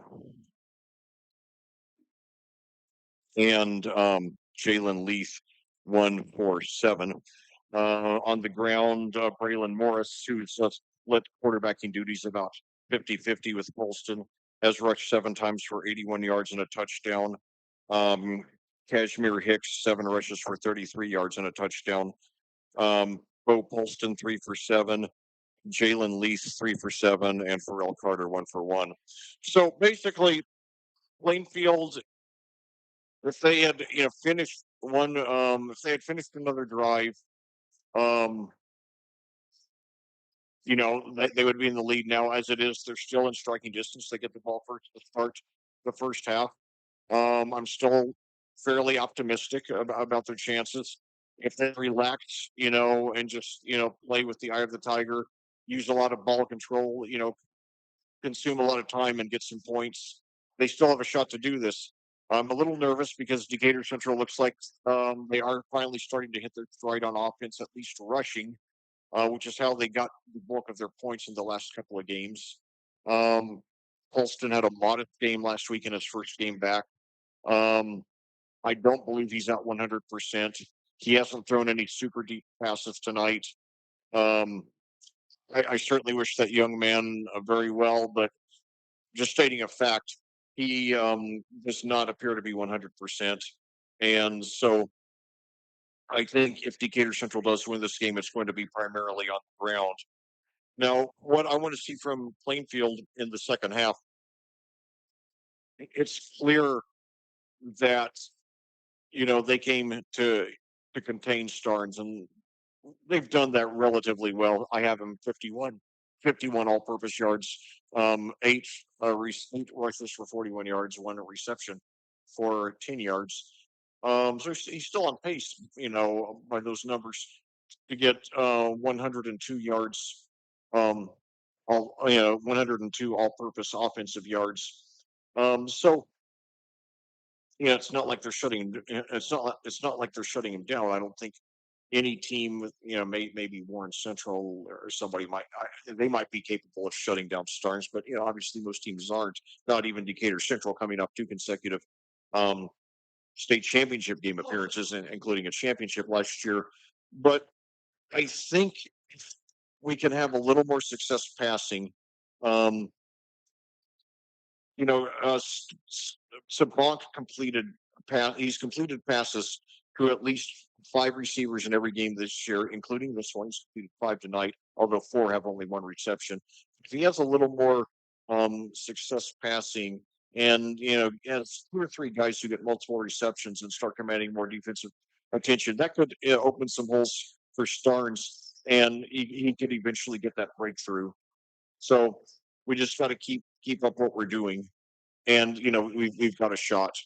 Um, and as a consolation, there are plenty of games over the years in which, by this point in the game, we were down 3, 4 possessions to Decatur Central. If I remember correctly, they had a they had over a 35-point lead against us in the 2019 playoff game here, and I think we did the whole running clock with the second half, and we ended last year's playoff game with Decatur Central with a running clock. We lost 35-7, getting our only score in the last few minutes. Um, so compared to a lot of years, we're doing well. The first time I commentated this rivalry was 13 years ago. It was a Saturday. Um, eh, um, well, about the first 7 minutes was played on the Friday, and then I actually took over for the team that broadcast on Friday, and um, anyway, and then that night, the thing is, Friday night I was on my way up to Frankfurt to commentate Danville at Frankfurt, and then that game was completely postponed. The whole game was delayed from Friday to Saturday. It was supposed to start Friday at 7, ended up Saturday at 6. I didn't find that out until I got up there to Frankfurt, about 30 miles north of Indianapolis, and then on the way home, Rob Kindle, the owner of AudioSportsOnline.com, who I would go on to commentate dozens of athletic events with over the years, including many Plainfield games, dozens, in fact, um, called me and he asked me if instead of doing the replay of or the rescheduling of Lebanon, I'm sorry, of Danville, Frankfurt, if I would instead do Plainfield, the Decatur Central at Plainfield the next day at Plainfield, which was supposed to start at 12. And I told him, well, that starts at 12. Uh, Danville at Frankfurt starts at 6. Why don't I do both games? And he said, well, I can, if I want. He didn't want to work me too hard. But no, it was my pleasure. I love doing it to this day. That's the only time I've commentated two sporting events at different venues on the same day, which I could do that all the time. I love it. I love getting with it. Um, um, but anyway, Plainfield won that game 17-14. Um, Morgan Hagee kicked a field goal with I think it was 40 some seconds left. It was a 42 or 43 yarder. He was only a sophomore, showing that he was already going to be one of the elite kickers in state history. He went up to Ball State, had 4 great years there. He was their number one kicker every year. Was one of the top college football kickers in the country, and that was even after having a broken leg that kept him out of all but 2 games his junior year in 2013. But anyway, he hit the field goal to make it a 17-14, and then on the ensuing possession, Taylor Douglas, who was a very promising Decatur Central quarterback before he gave up football for baseball, um, threw a pass that was intercepted by Plainfield's Hunter Smith to clinch the game. And little did anybody know that Decatur Central would win its next 13 games in the series. One of them was the first playoff game was here at DeVere Fair Stadium. And that was actually one of the few close games of that 13 game Decatur Central um, that 13 game Decatur Central winning streak against us. We lost that one only 30-27, and we were in it, right until the final minutes. Um, my buddy J.P. Sinclair and I called that game. We were up in the home press box that night, and a heartbreaking loss for the Quakers. And then they beat us in the playoffs. 4 of the next 9 years as well. We did, win those 2 games against them in 2022, as I mentioned earlier. But to me, whenever I think about the Plainfield Decatur Central rivalry and the way that Decatur Central has just tormented us over the years, there are 2 plays that really sum up the whole thing. That whole 13 game losing streak. 2019. Um, we had played them really close. I think it was 39-36 in the regular season. And so I was hopeful we'd get over the hump in the playoffs. They get the ball, score easily on their first possession, 7-0. Then we have our first offensive play, and we start from our own 30 for us after transferring from Avon. He took the ball all the way down to the Decatur Central 3. It's like, okay, we're going to make it 7-7. We're in this. And then we're rushing later on that drive. I think it was the very next play. And we got the ball near the end zone. And I could not see the ball from my vantage point. So I was just looking for the officials to raise their arms, signaling touchdown. And several seconds pass, and I see nothing. And then all of a sudden, one of the Tracy kids for Decatur Central comes out of the pile with the ball and a clear path to the end zone, takes it all the way in. And what's going to be 7-7 is now 14-0. And I think it was 35-0 before the half, and we ended up with a running clock in the second half. And it just so happens that my brother, out in the Los Angeles area, who occasionally listens to my broadcasts, turned on had just turned on the broadcast right around the time that play started, and he just heard me saying something like, "Oh no." He heard me really despairing, and he said I sounded like somebody had just died. So, wow, I guess it was a really powerful call. But anyway, so that summed up the losing streak to begin with. Then 2 years later, the regular season, right here, um, that was the first time I ever commentated here in the visitors press box. Prior to that, I'd always commentated in the home press box, regardless. Um, and I mention this occasionally, but early in my commentary career, I commentated about 8 games as Decatur Central's home commentator. Um, but anyway, um, well, it's 2021. I'm here in the visitors press box with my son Liam, and they've got a seven. Decatur Central's got a 7-0 lead, and we get the ball around mid. We get the ball. We advance the ball to around midfield, punt down the ball at the 1. It's like, okay, let's get a 3 and out, get the ball back near midfield. We're in good field position. We get a good chance to come down and tie it. Then on the first play of the ensuing possession, the Decatur Central quarterback. I don't remember who the quarterback was at the time, but he hands off to Caleb Hicks, I guess Cashmere's older brother, and he takes it 99 yards for the touchdown. To this day, this was my 146th varsity game as a commentator, and that is the only 99-yard touchdown rush I've ever seen. I think there's only I remember in the 1982 season when I was in 6th grade, Tony Dorsett of the Dallas Cowboys in a Monday night game, I think against the what was then the St. Louis Cardinals, got the first 99-yard touchdown rush in NFL history. I don't think there's been another one. I could be wrong. I know in the Canadian Football League, which has 110 yards from end zone to end zone, there have been at least 2 touchdown rushes of 109 yards, which is obviously on a 110-yard end zone to end zone field.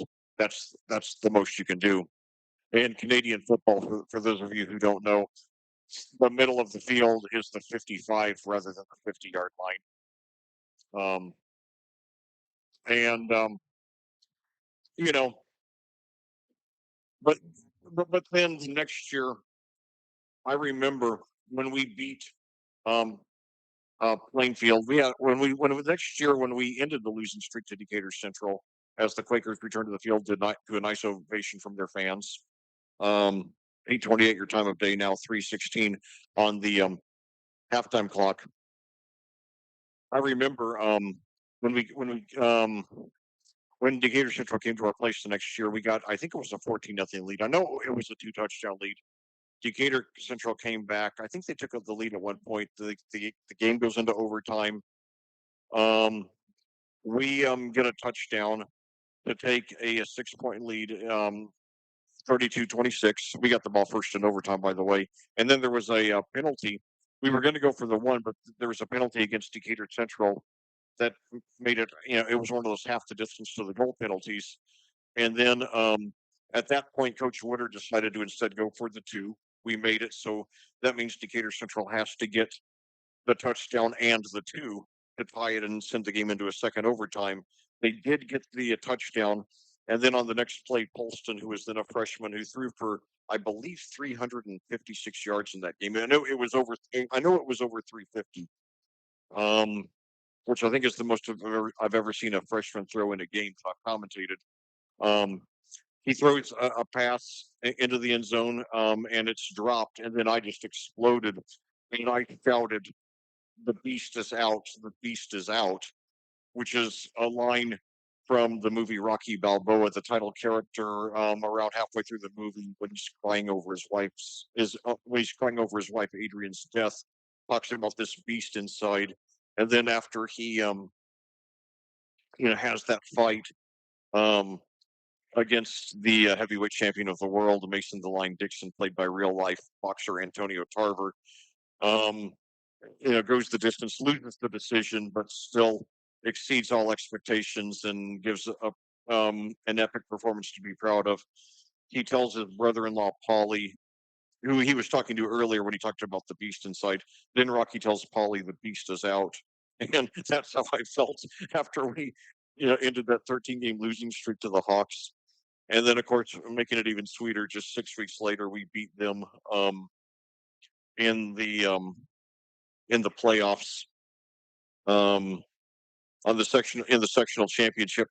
Decatur Central took a 10-0 lead in the fourth quarter, and even though Polson had a lot of great highlights to come, including 2 trips to the state championship game, including state championship, he made a he made a mistake on this play. He threw a pass that was intercepted by Grant Irwin, who had scored 3 offensive touchdowns the week before in our big win up at Harrison in the first round of the playoffs.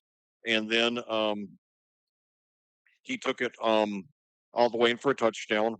So he got four touchdowns in the playoffs that year. And then he went on to play for Indiana Wesleyan University, along with his former Plainfield quarterback Hunter Newell. And then and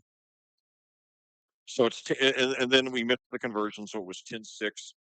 And then in the final seconds, we have 6.3 seconds to go. We have the ball at the 19, the Decatur Central 19.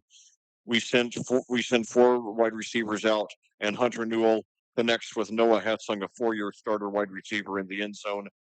And Rob Kendall was with me for that game. He was commentating that play, which is probably for the best because I was so incoherent. Um, I don't know that I could have coherently explained what happened. I mean, you would probably figure it out from my hysteria that Plainfield had stolen the touchdown. But yeah, I lost it, and all once in a while when I need a good laugh, I just go and listen to the call of that play again. It's greatest moment of my commentary career, and you know, I just I thought we had lost the game, and maybe a psychologist could explain it better than I could. But man, that whole swing of emotions where I thought, okay, we're going to lose, and Coach Woodard is going to go 0-7 for his career in sectional championship games. He had already announced it was going to be his farewell season, and then suddenly we won on a play like that. Man, that just and as ecstatic as I was, as jubilant as I was, I later saw a video of that game online, And I had been so wrapped up in my own emotion that I had not even noticed this. But when I saw the video and I saw the way our kids reacted on the sideline, that just, oh man, that just added joy, so much joy to what I felt that night. So now the Quakers take the ball to start the second half. Um, they trail by only three. They're in this. Let's do it, boys.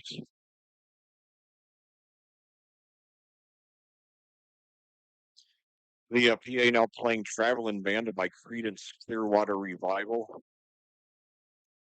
John Fogerty certainly has lived one of the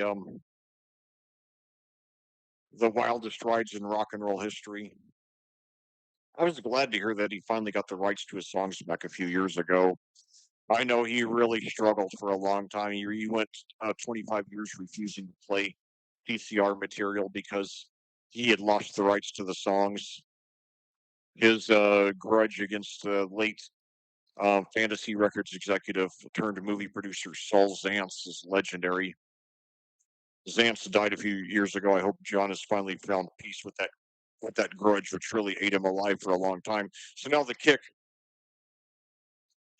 fielded at about the 17, right up to the 20, 25, 30. It's got a hole. That's right on the right side. Spins around, and they got up nearly to the 40. So a good start to the second half for the Quakers.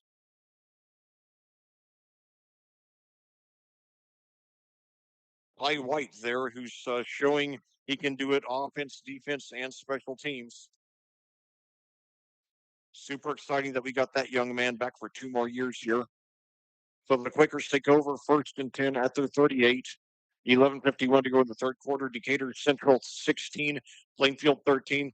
Quakers three receivers to the right, one running back, Sabonki in shotgun, hands off to Starnes, but they're right on top of him and they bring him down probably for a loss. No, I would like us to start um and now that it's a 3 yard loss. Shoot. So bringing up second and 13 now at their own 35 for the Quakers to start off the second half. I would like them to complete, two or three more passes before they hand off to Starnes again, because it's getting too predictable. And Decatur Central has shown they can contain him. I have Starnes only 9 for 38. Oh, we've got looks like we've got an injured Quaker here. I cannot tell who it is from my vantage point. We had a very serious.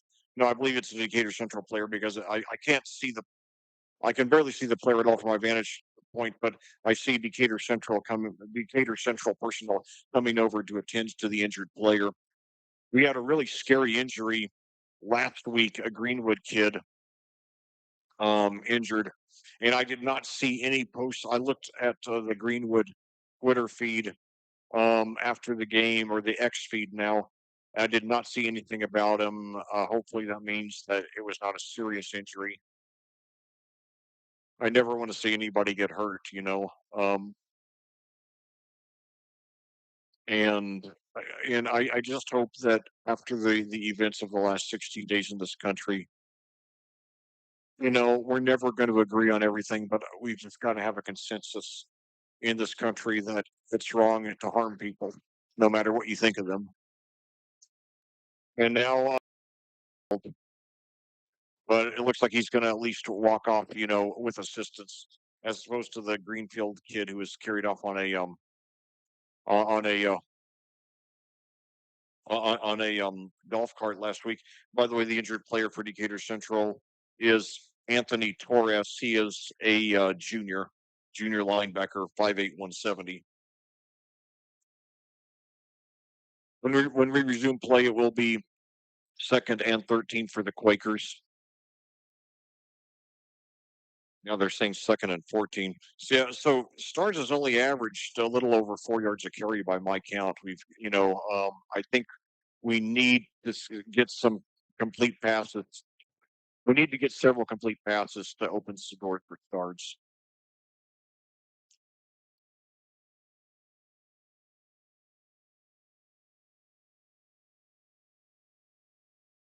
player is almost to the sideline.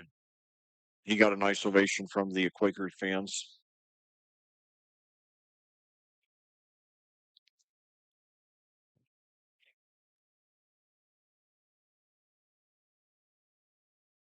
So now the Quakers, three receivers to the left.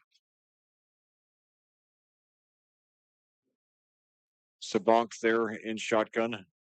Darns the running back. The snap, screen pass, it's complete, and he only gets up for about 3 or 4 though.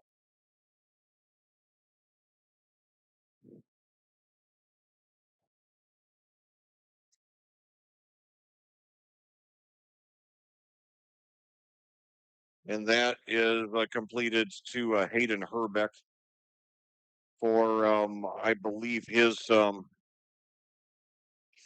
that's his first career reception. Only picks up 3 though, so 3rd and 11. Two receivers to the left, one to the right. Now fakes the handoff. Sabak drops it back. He's nearly sacked, and he throws. He's got rid of it, and it's incomplete. Incomplete. He threw deep downfield to avoid a sack. He didn't get it particularly close to anybody, but he was enough. It was close enough. It looks like to White and Vanderbush, so that it would not have been considered intentional grounding. So disappointing first drive to the half for the Quakers. 10:47 to go. So Decatur Central gets the ball now with a chance to take a 2-possession lead, which they will with a touchdown. Field goal, it would only be 6. We've got to and now they go after the block punt, but he gets it away, and now it's out of bounds around the 30. So that'll be a punt of about 33 yards there for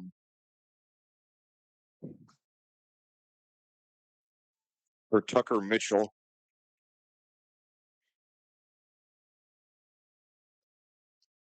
So Decatur Central taking over 1st and 10 at their own 31. I need a big defensive play here.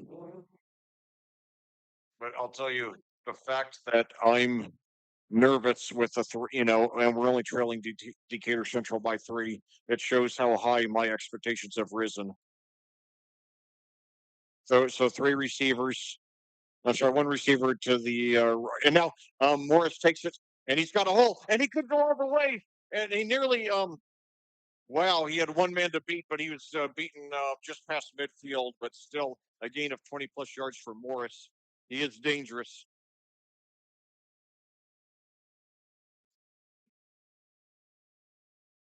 Wow. So they give him credit for 24 there. I have a feeling we're going to see more of Morris than of Polston for the remainder of the game. I think right now it looks like they might be more effective with Morris in there at quarterback. I mean, Polston, obviously he's, and hold on. And now they give it over, and now he breaks a tackle that he gives it to um Carter, and he might have gotten the first down. He got at least 10, maybe a little more. Let's see where they put him.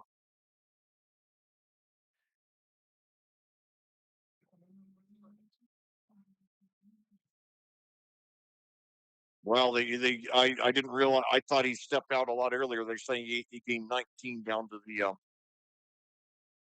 the Plainfield 26. So now the defensive pressure cranked up. We can't let them get a score here, especially not a touchdown. Now we've got Kashmir Hicks to the right, another receiver to the left. Morris still in there at quarterback. He fakes the handoff, takes it up himself. He's got someone on the other side. We got a flag, and he's got the first down if it counts, and he just spins around, gets inside the 10. But let's see if it counts or not. There are at least 2 penalty flags down, so let's see what that's about.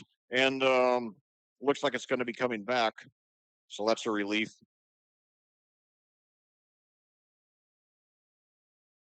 Decatur Central heavily penalized tonight, which has been one. Holding on Decatur Central. It's coming back. It's coming back. All right. All right.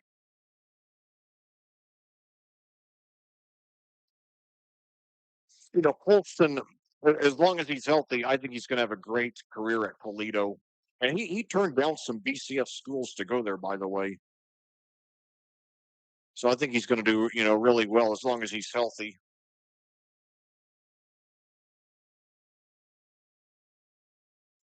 Let's see where they mark it.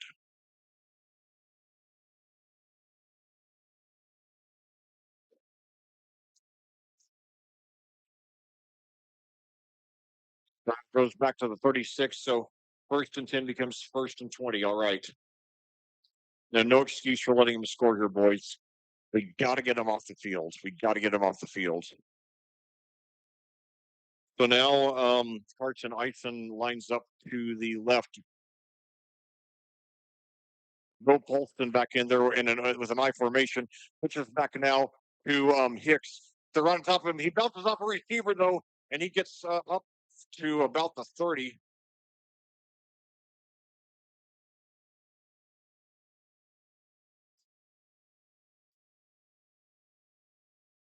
He gets 7, bringing up 2nd and 13 for the Hawks. 9:23 to go in counting here in the third quarter. Decatur Central 16, Plainfield 13.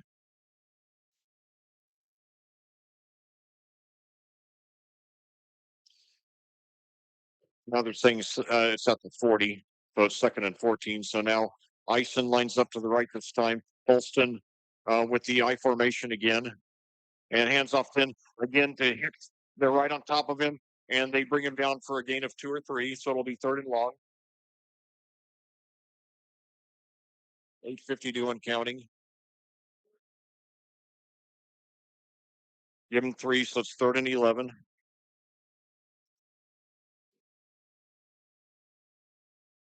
38 to go. Plainfield's trailing 16-13. They've lost 16 of their last 18 in this series. They're hanging very tough tonight. They've lost the last 3 in the series, including twice last year, 41-21 in the regular season, then 35-7 in the playoffs. So now Hicks lines up to the right. Um, looks like Morris is back in there at quarterback. Yes, he is. He takes it himself. He's got some room on the left side, and he's brought down for a short gain. Maybe so. It's going to be 4th and long. He didn't get much. 8 minutes to go now, so 20 minutes. So they're only giving him credit for 1 there. Morris, he's torched us, including with a 19-yard touchdown that put the team in the lead. Give him 2 there. I have him 9 for 107 and a touchdown.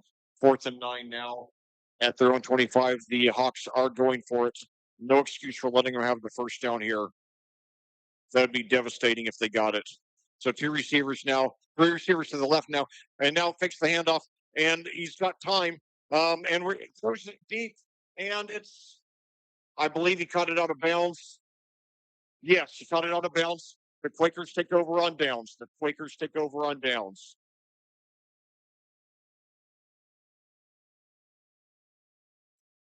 And I believe that was Morris's first pass of the game.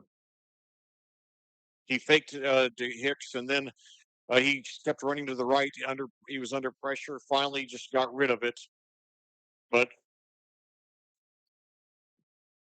and he threw it under double coverage too. And had we gotten an interception, it probably would not have been terribly harmful. In fact, actually, it's probably good we didn't get an interception because we probably would have not had field position as good as we do now. It's at the 25.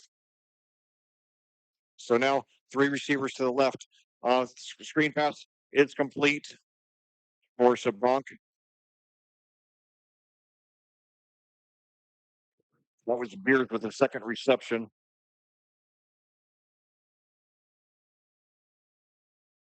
Except for Beard with his second reception of the game. First one went for 5. That one for 4. It's a 2nd and 6 for the Quakers. Have it at their own 29. And now, and I'm not sure what. Looks like he just got rid of it to avoid the sack.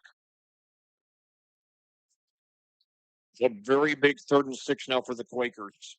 The defense did come through on their first their first on their first possession of the half. But now the offense has to do their part. Jack Nagy coming back in. He had his first career reception in the first half. Three receivers to the left, one to the right. Starts the running back. Sabonk in shotgun. 6:45 to go in the third quarter. Sabonk takes it, throws it up to White, and it's deflected. I believe I believe Morris got a piece of it. So only 4 yards after the defense forced that turnover on downs on Decatur Central. So disappointing offensive performance here in the second half by the Quakers. Two possessions, 2 3 and outs, taking us nearly halfway through the quarter now. It's still only down by 3. We still got a shot at this, but we got to get a big play here. And now a low snap on the and now it's not a it's a line drive punt, and it takes a Plainfield bounce. And now he picks it up at the 40, tries to run with it. He threw him past the 45, past the 50. Um, it looked like Carter was going to just let Plainfield down, but he quickly a high risk move that got him about 10 yards. He picked it up at the 40, took it to about the well, they've marked it inside Plainfield territory at the 47. So Carter picks up 13 yards there on a very high risk play. Give him a lot of credit. So the Hawks take over in Quaker territory now.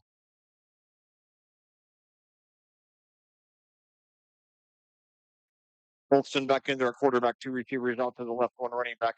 Now handoff there, and he's got it up for about 8. That was Leith. 2nd and 2 now after Leith picks up 8. I have him 4 for 15.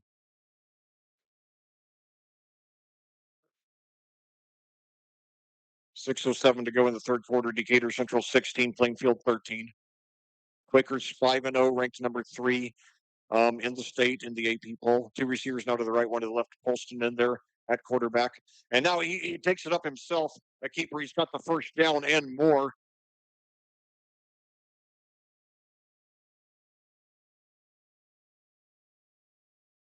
He gets about 10 there.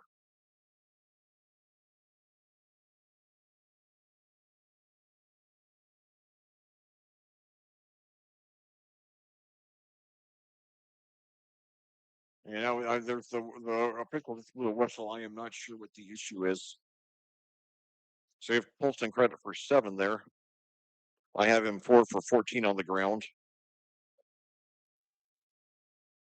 So now 2 receivers to the left, one to the right. Polston's still in there. He's got 1 running back. Low snap, and he gets it away. And we're right on top of him. It was to Leith again, and he doesn't get much.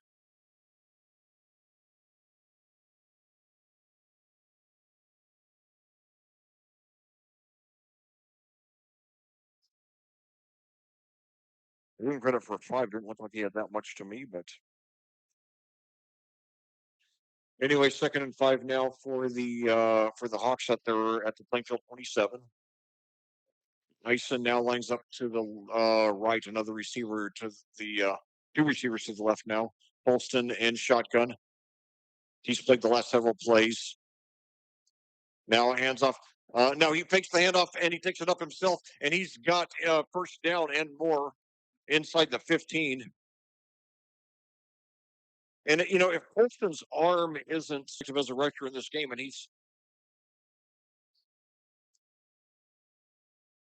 they give him credit for 14 there, so I have him 5 for 28 on the ground. He might be more effective as a rusher in this game. He's a pretty good rusher. He hasn't thrown any deep passes yet. So maybe his shoulder's not 100%, and they're trying to work him back a little bit at a time. So 2 receivers to the left, one to the right. Um, Takes the handoff, and he takes it up again himself, and he's got inside the 10.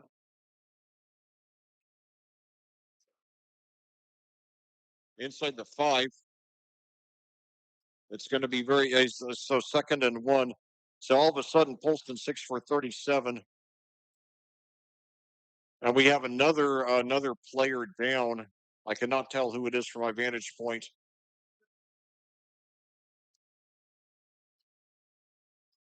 But yeah, so it's now the Hawks have a 2nd and goal at the 4. If they get a touchdown here, um, with regardless of the conversion, it will be a 9-point lead, so that will be 2 possessions, and that will be a call for the Quakers to climb out of. 3:57 to go here in the third quarter. 8:57 your time of day. We need a stop here. Bolston, despite apparently not being completely recovered from that shoulder injury from which he returned last week after missing 3 games, still is trying to take this game over. He is he's a very impressive young man, both as a player and as a person. And now a Quaker player. I'm trying to see his number. Um,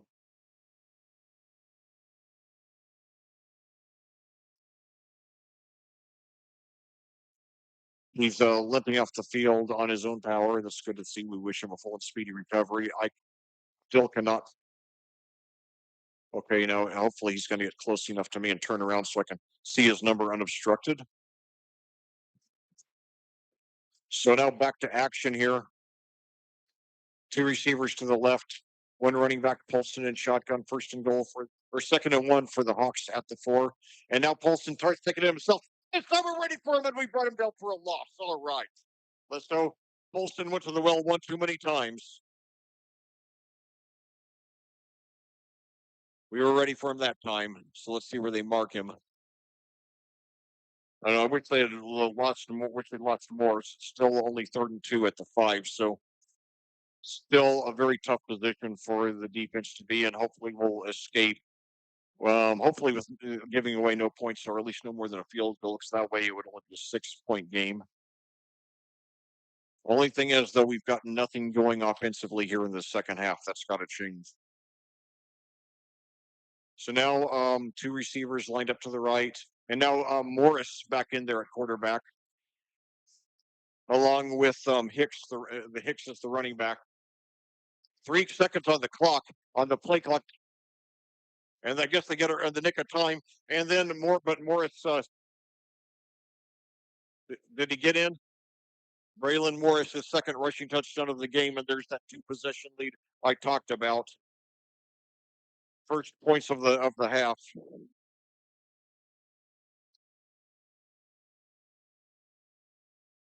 3:06 to go in the third quarter. Decatur Central 22, Plainfield 13 with the conversion pending. No question, Braylon Morris, the part-time quarterback, is the player of the game so far.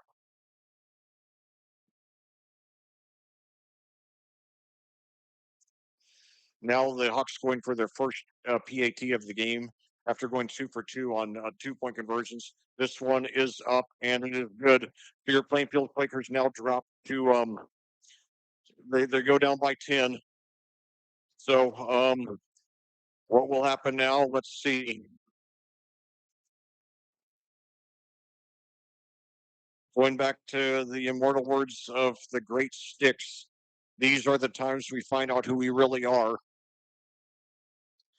Speaking of Sticks, we had Equinox just a few days ago. We have, Equinox twice a year, March 20 something and September 20 something. And I actually learned that word first because Equinox is the title of a Styx album. Their first major studio album came out in 1975 after 4 albums with Wood and Nickel back in Chicago. One of those albums produced the hit single "Lady," which got them um, their first major record deal. And anyway, Equinox is noted for being the last album to feature original guitarist John Suralewski, who then left the band and was replaced by Tommy Shaw, under whom the band exploded into superstardom. But there's a song on Equinox that I've been thinking about a lot lately. It's a song called "Sweet Madam Blue." This is the 50th anniversary of the album, and that song "Sweet Madam Blue" was written by Dennis DeYoung, the keyboardist of Styx, as looking at America on the eve of its bicentennial. And now on the eve of our 250th birthday, whatever centennial you call that, I'm not sure. But I think the lyrics are as relevant now, if not more than they were then. So anyway, so now the Quakers get the ball, feeling a lot of urgency. They take the kickoff around to the 32 or 33. But yeah, Sweet Madam Blue, the name of the song. The word sweet spelled Suite. So that's a really good analysis of America, a song that's stayed relevant, for 50 years now, which is a sign that the songwriter really had something important to say. So now 1st and 10 for the Quakers at the 32. Uh, Two receivers to the right, two running backs. Now Starnes finally, gets a little bit of a hole. He gets about 5 or so. Picks up 5, bringing up 2nd and 5.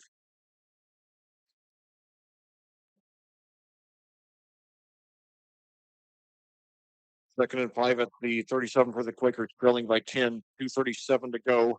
2:37, just like that room in the Shining.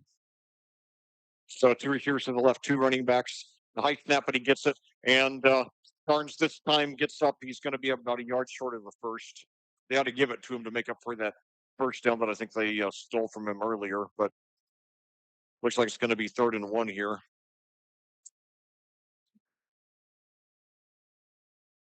So third. So I have Starnes 11 to 46 now. 2:24 to go in the third quarter. The Quakers trying to make up 10 points. Two receivers to the right now, two running backs. And now hand off to Starnes. He's got the first, and we've got a flag. We've got a flag. So let's see what that's all about.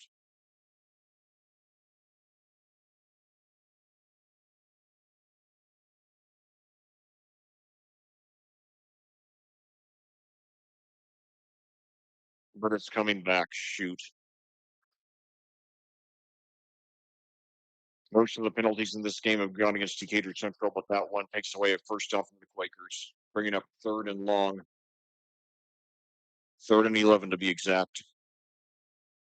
Well, this puts the Quakers in an almost certain path situation. So that's a very tough position to be in when you're down by 10 against a team the caliber of Decatur Central. So let's see what they do here. On this possession, they've been using two running backs, and they still do, along with two receivers to the left, one to the right. So hopefully they'll pull off something big here. The Bonk takes it. Green paths. Miscommunication. I think he was going for Vanderbush on the right side, but he turned around too late. No, sorry, he was going for Beers. He was going for Beers.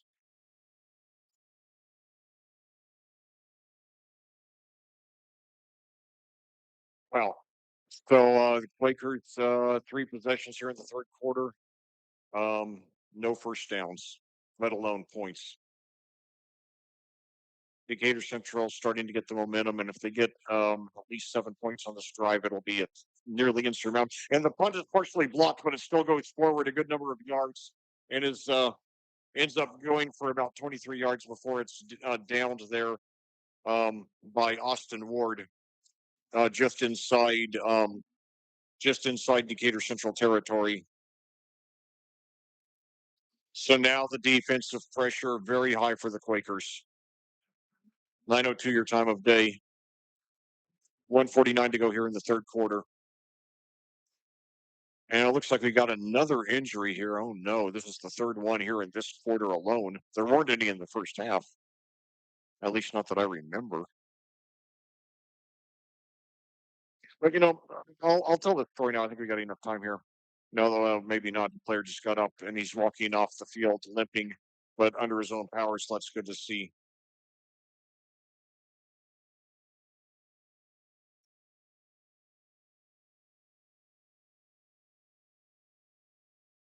Oh, it's okay. Oh, wait a minute. It was roughing the kicker against Decatur Central, so we got the ball. All right. I did not. I missed that. So the Quakers taking over now. A big break there, 1st and 10 at their own 46. Their first down of the half. So let's go, boys. Take advantage. And now Starnes goes up for about about 4. So let's see here.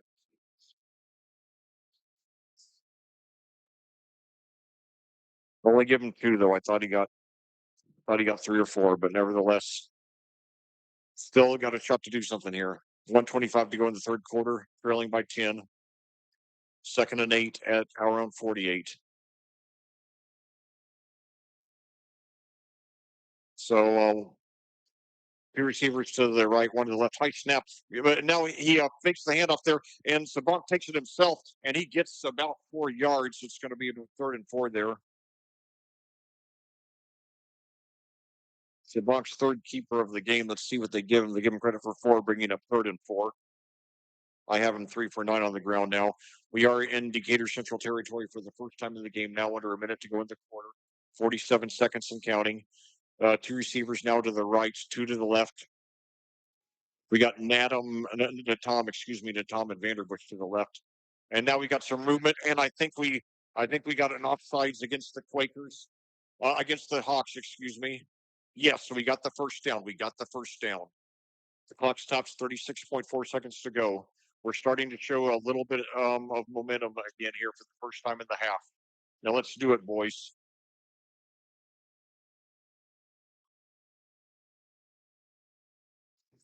John Harrell's Indiana high school football site.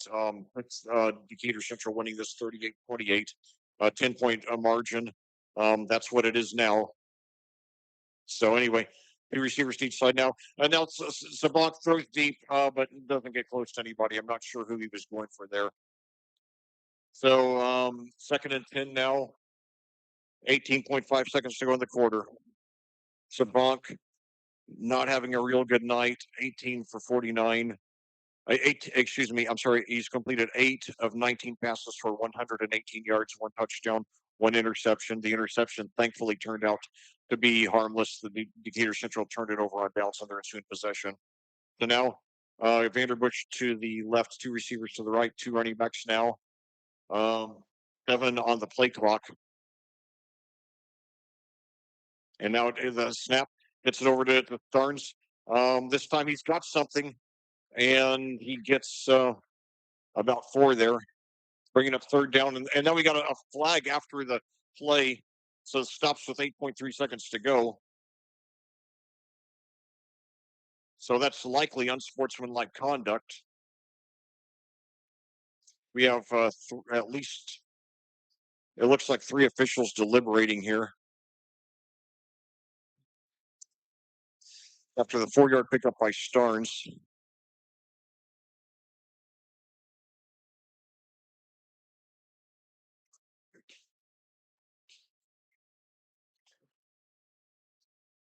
Well, let's see.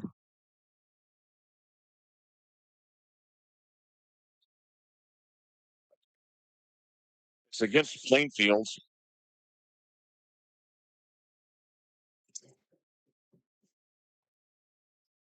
Personal foul, shoot. And it was after I don't know exactly what they're referring to, because I didn't see anything that looked out of line.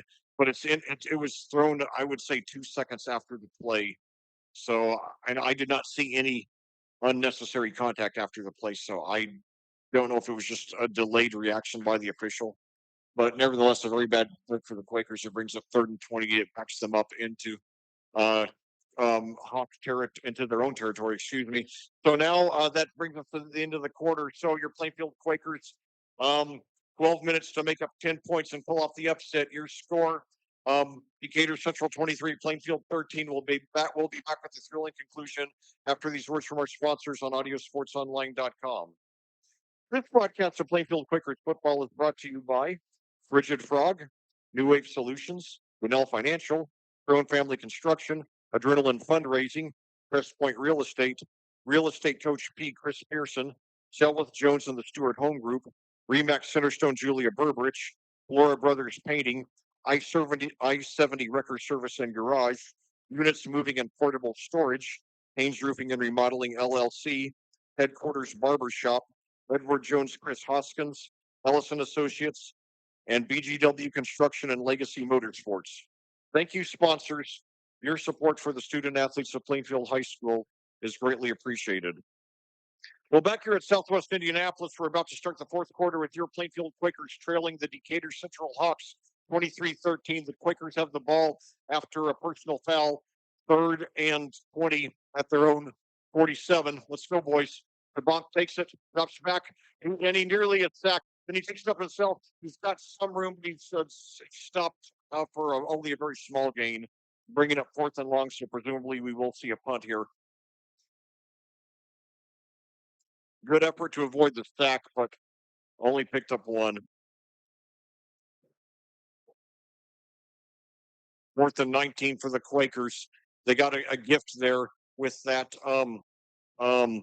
with that roughing the kicker that extended the possession and gave them 15 free yards.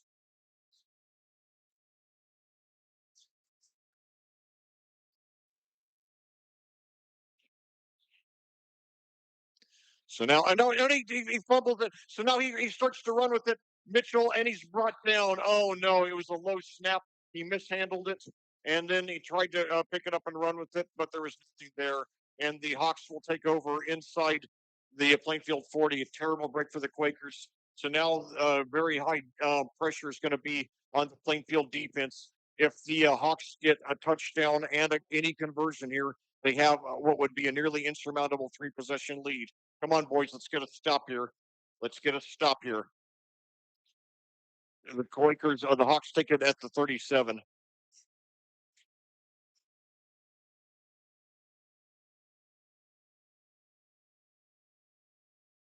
So two receivers to the left now, include Carter and Hicks now to the left, another receiver to the right. Leaf, the running back. Now Polston takes it, takes the handoff, and he throws deep down the right side, but it is overthrown. It is overthrown. So that's the first deep ball thrown by Polston in this game, maybe wanting to test out that arm. Um, it did not come close to its target, but at least it shows that his shoulder apparently is healing up well. 2nd and 10 for the Hawks at the Plainfield 37. Decatur Central leads 23-13.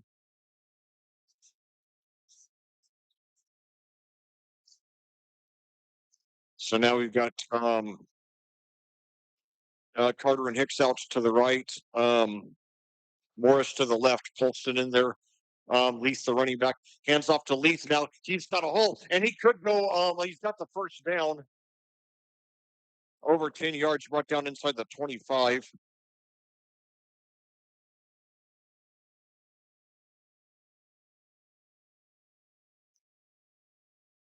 Um, 13 there by Leith. I have him 6 for 33. We got to get a stop here, boys. 10:45 to go. Both teams still with all 3 timeouts left.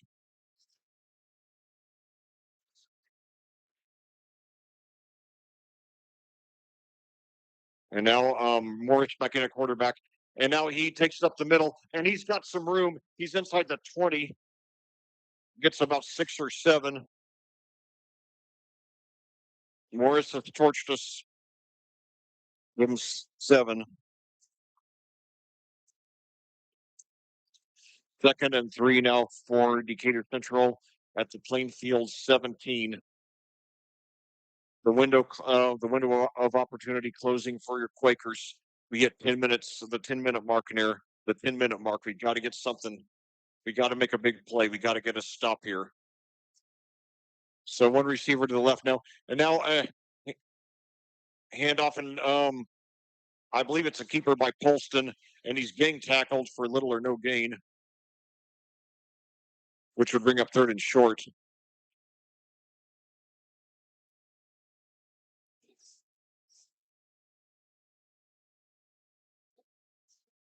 No, that was Fulton.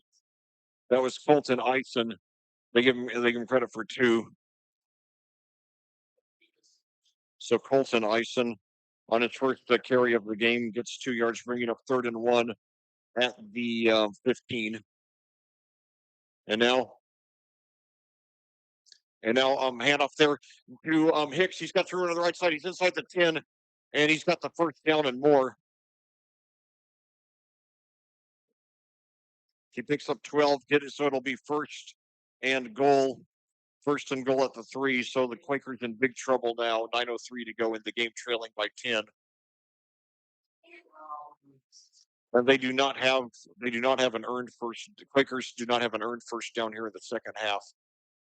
And now hand off there to Kicks again, but this time we stop him, but and he breaks free and then gets some room on the right, but he's brought down. And we've got two flags after the play, so we'll see what this is all about.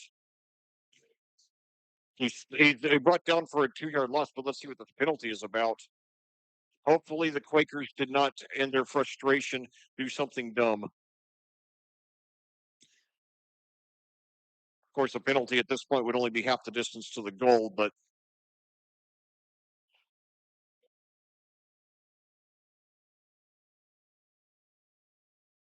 still waiting on an explanation of the flags. There, the two flags were thrown in quick shoot. It's against the Quakers. Half the distance to the goal. Man. Well, if we lose, I'm not going to say we threw this one away. First and goal for the 2 now. It's not like, this was ours and we screwed it up, but we did not seize every opportunity that existed. So it's not a bad performance. And hold that thought. So one receiver to each side. High formation for the Quakers. Polston back in their quarterback. And now, I believe that was Carter. I think he's just stopped short of the. No, did they give? Yeah, so they gave Carter credit. So Carter with his first score of the game, coming with 8:21 to go. And your score now, Decatur Central 29, Plainfield 13, with the conversion pending.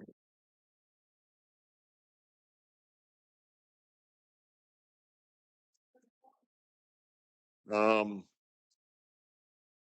if they make the if they miss the conversion, then it will be we can tie with 2 touchdowns and 2 successful 2-point conversions. If they make the conversion, then it's nearly over. It'd be a 3-point possession, and they got it. Only 8 for 20, only 8 for 22 on 2-point conversions on the season, but the Hawks 3 for 3 tonight. So 31-13, your score. The Quakers not quite out of it, but they got to get something going on offense and fast. In the movie The Blues Brothers, when the band is at Bob's Country Bunker and they start playing "Give Me Some Lovin'" and get a very hostile reaction from the country music loving crowd, Elwood says, "Okay, we got to think of something these people like and fast." Well, right now the Quakers have to think of something on offense that works and fast, because so far we found nothing that does so here in the second half. Um, 3 possessions and 3 punts, no earned first downs. We did get a first down on a penalty, did not take advantage of it. Keep in mind, we are not going to have to play Decatur Central in the playoffs this year, so this is not going to, this is not a situation where we're going to meet them in 5 or 6 weeks, and they're going to be in our heads. Um, they are now. They were ranked, I believe, 11th last week in the AP poll. I don't think the AP issued a poll this year. This is the second time this year that the AP has not issued a poll for a week, so I don't know what's going on with those guys. But I believe Decatur Central was 11th last week, so presumably moved into the top 10 after that 73-27 win over Mooresville.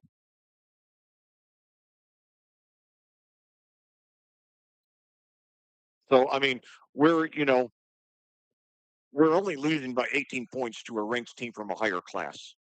So things could be a lot worse. I mean, this game's a disappointment, but certainly not a disaster. So now the Quakers take the kickoff up to about the 40, 42. It was a mid-level kick. So, we got to take advantage of this good field position. 8:16 to go.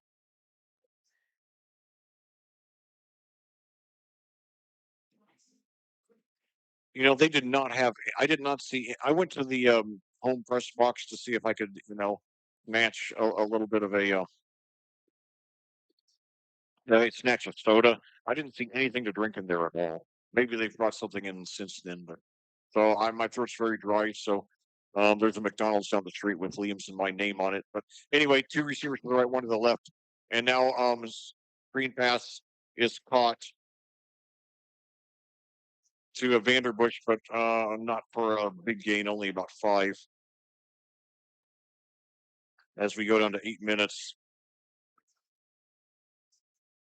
So 4 yards there in that catch by Vanderbush, bringing up 2nd and 6. Ball now at the Plainfield 47. They trail by 18, 7:46 to go. Two receivers to the left, one to the right. Now Sabak throws up the middle, and it's nearly intercepted. Should have been. He had both hands on it. Didn't get the grip. So that'll bring up 3rd and 6. And what I don't want to see is a collapse here, by the way. I'd like us to, at least, cut it to 2 possessions, if not more. I mean, if I mean, at least cut 1 or 2 possessions off the lead. But, well, you know what I mean. 3rd and 6 now for the Quakers at their own 47. The window closing. They trail by 18, 7:40 to go. Two receivers now to the left. And now fakes the handoff. Screen pass to Starnes. He's got some room. Plows his way forward. He's still going to be about 3 yards short of the first. It's the first time, only the second time in the half we've been um, inside Hawk territory, bringing up 4th and 2 inside Hawk territory at the um, 49. Starnes' second reception of the game, and now gives it to Starnes again, but they're right on top of him, and yeah, I would have liked to have seen a more adventurous call there. Too predictable. Well, I have Starnes, and we turn it over on downs there. And they stopped him for no gain there. But I have Starnes 13 for 48 on the ground, so about 3.5 a carry, and then 2 for 14 through the air, so still 62 all-purpose yards. And that's against you know a ranked 6A team. So you know now the Hawks take over under 7 minutes to go. Two running backs, only one receiver out there. And this time Morris is in there. He plows forward like a train. He gets about 5 or 6. I know we got a flag. No, oh no, we got to fight. We got to fight. Oh no, we got to stop this quickly. We don't want anybody to get hurt. We don't want any suspensions. Oh no, well, they've got everybody separated.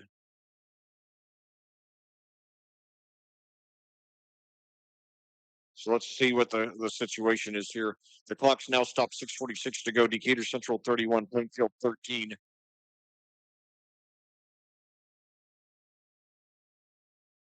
Morris only 5'9", 175, but man, he runs like a train.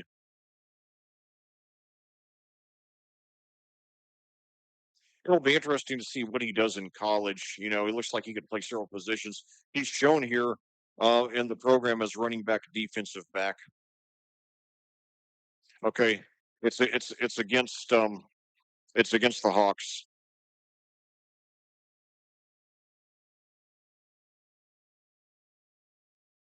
Personal foul. So it does back it up 15 yards. I don't think anybody from this Plainfield crowd has left yet. We got about 500 people. It has not been a bad performance. I was prepared for it to be worse than this. I was prepared for a 35-point loss. I was afraid we were going to find out that we're not as good as we thought we were. That we, um, that we had an inflated 5-0 record, and then we were going to really get humiliated. But it's not happened. We stayed very competitive. We led for nearly a third of the game. We just haven't gotten much going here in the second half.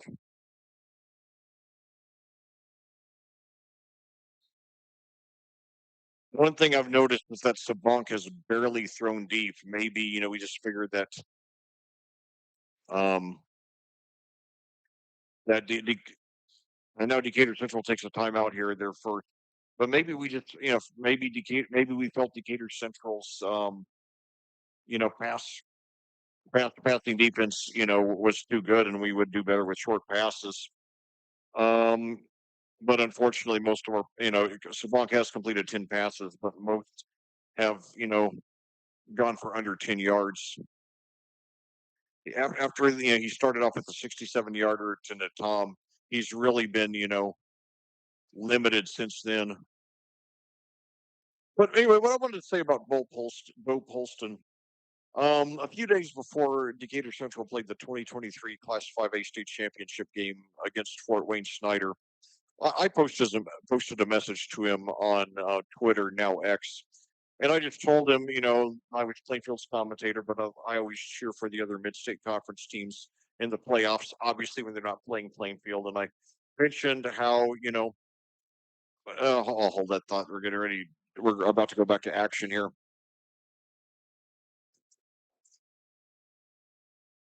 Second and 20 now for the Hawks at their own 38, 6:22 to go. They have an 18-point lead. Bo Polston back in there. He's had a mixed game here in his second game back. High snaps, put pressure on him. He throws it off to Hicks, and he's just stopped after a short gain. Polston's mostly thrown short passes tonight.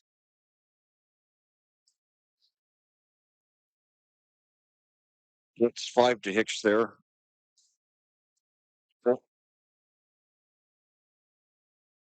Hicks with his first reception of the game.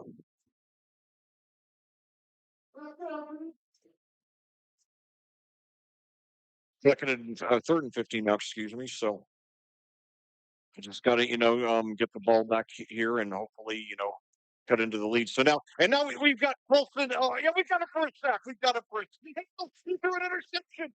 We're going to get all the way for the touchdown. All right. All right. He got rid of it. It should have been intentional grounding, but we got the touchdown. We'll take that instead. All right. Who was that? Oh, man. Boy, did we ever need that. And that's our second interception of the game on Polston. That was Sean Callahan. Way to go. Way to go. All right.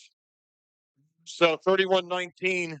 So your Quakers not rolling over and dying yet. Probably not going to win it, but we are hanging tough. And we're playing, that's our first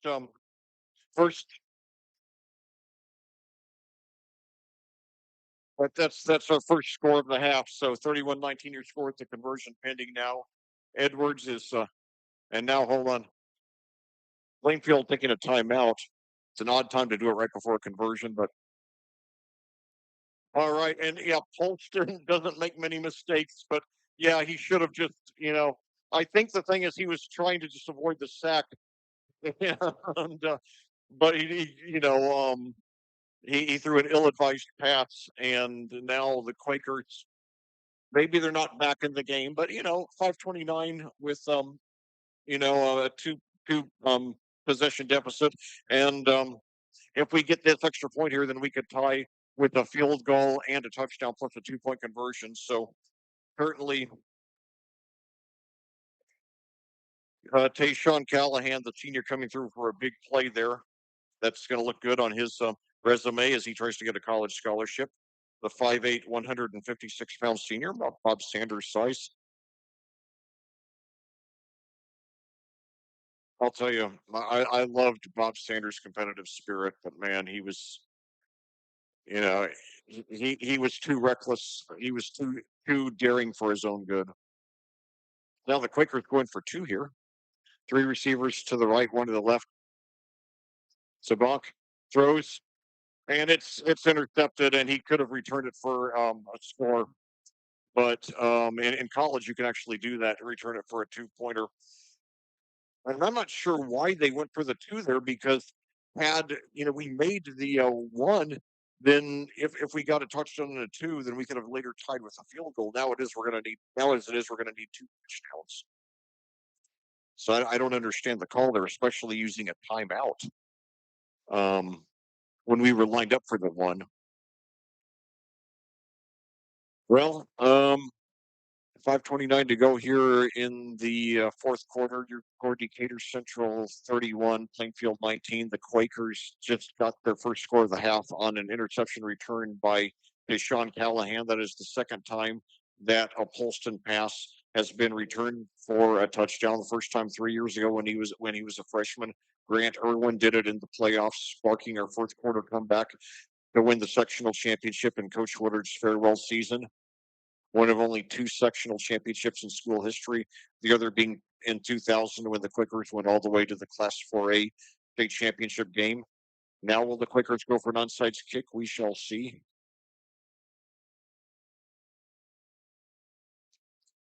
Nevertheless, Plainfield being much more competitive in this game than were Decatur Central's last two opponents. Um, Decatur Central won 2 weeks ago against Martinsville 75-6, and then last week against Mooresville 73-27. Only beating us by 12 tonight. So we're proving ourselves to be a much tougher opponent, and I'm proud of the kids for that. So the kickoff, onside kick. And I think we got it. I think we got it. It's going to be real close. The Decatur Central. Yes, we got it. We got it. We got it. It's a new game here. 5:25 to go. We need two touchdowns. No, no, but then another official came in and changed the call. One official signaled we got it. Then another one, said that they got it. So I don't know who has the ball. I don't recall ever seeing this in 47 years of football watching. And now, oh no, now we have a technical, and I think somebody on the Plainfield sideline said something that the official didn't like. I don't like situations like this, and assuming it's unsportsmanlike conduct. It's often just so subjective.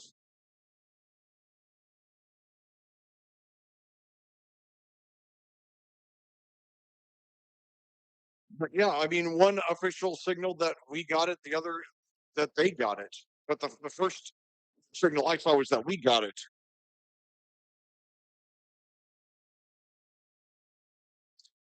Well, apparently the penalty was waived off because the Hawks have it, at the spot of where the kickoff was recovered. So now we're right on top of we stopped the rusher right in his tracks. That was Hunter Harvey. He wears number 0, a very rare number in American football.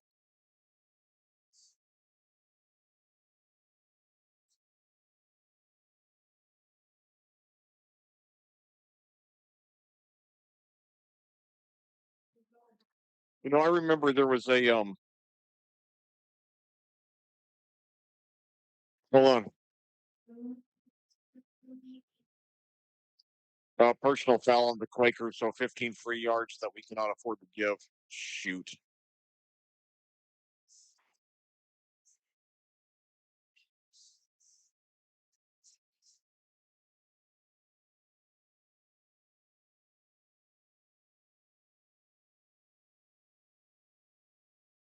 Wow. I did not see anything that looked like a personal foul to me. Of course, it's 22 guys on the field. I miss things, That's why there's, 4 officials.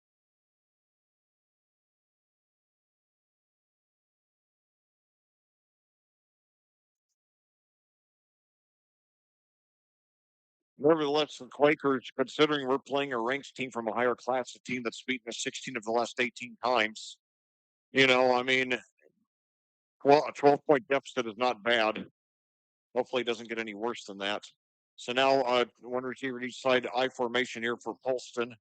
He's used that formation quite a bit tonight. Takes the handoff now, and now he throws deep. He's got a man open, and he's got it for the touchdown. And that's why he's going to play Division 1A ball. So there's Braylon Morris, who's played quarterback much of the game, and yeah, there is a flag after the play. I don't like the way these flags are piling up.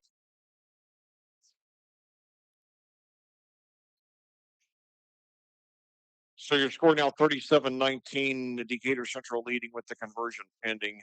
Um, so Polston, not really a lot of highlights in this game. Certainly he wanted to make up for that.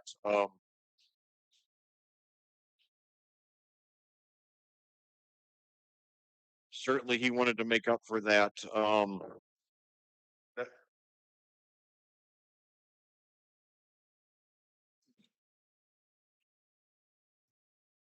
And now another personal foul against Plainfield. Gee, I don't know if I don't know if these personal fouls are deserved or not. Um,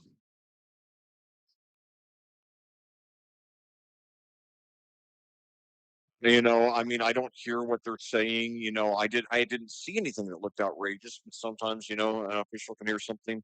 Sometimes maybe the penalties deserved. Sometimes it's just an official with a short fuse or something that just rubs him the wrong way. But nevertheless, 37-19 your score with the conversion pending.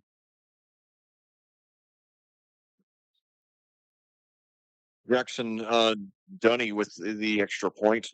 Dunny, the last name, spelled like money except a D instead of the M. And now, the bat snap and the conversion fails. The conversion fails. Sure, Quakers get the ball with an even 5 minutes to go.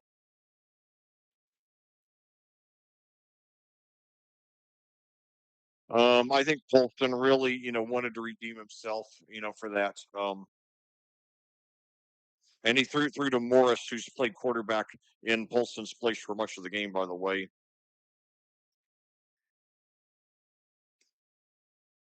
But obviously, Quaker. I mean, excuse me.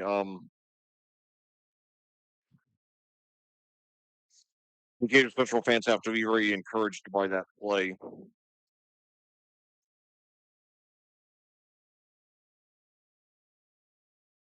Just to say that Polston is at least a lot of the way back, if not 100%, at least very close.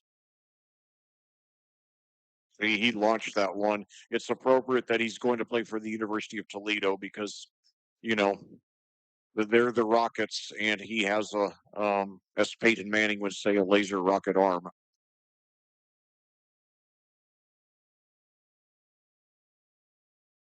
But nevertheless, even though it looks like this is going to be a loss, and then Decatur Central not picking off the penalty being assessed on the kickoff, they're actually taking off in um, in Plainfield territory at the 45.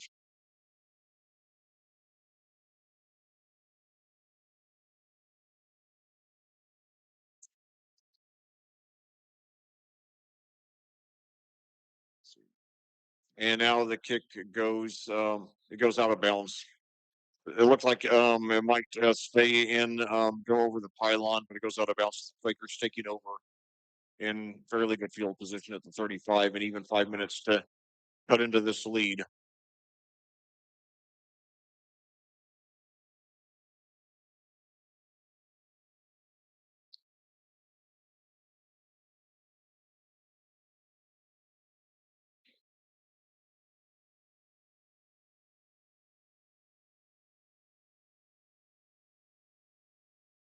Um, we're down by 18. Keep in mind that they beat their last two opponents by 69 and 46. So we're doing a lot better, and this very well could be our only regular season loss. Now, the big question, and I'll be talking more about this in the post game segment, is after this performance tonight, does it change my view of what our chances will be if we run into Cathedral and or New Palestine in playoffs? Um,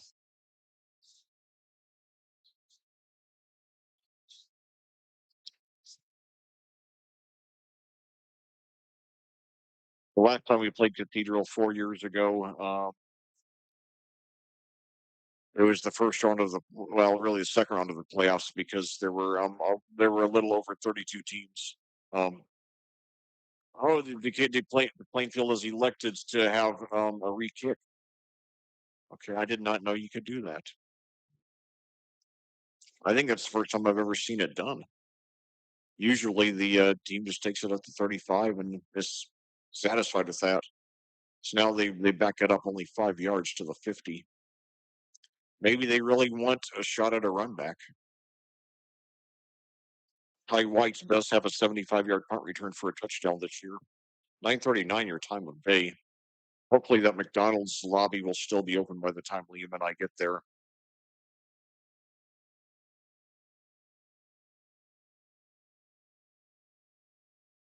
So now this time it's a deep kick, but there's a whistle. I don't even know what the penalties really mounting in this game. This might be the most penalized game I've ever commentated. Although I remember the the game last year between these two teams, which was a Saturday afternoon game, there was a whole slew of penalties. And if I remember correctly, it was a crew that they threw together because when games are canceled on Friday, sometimes you have to, struggle to find the officials to do the Saturday replay.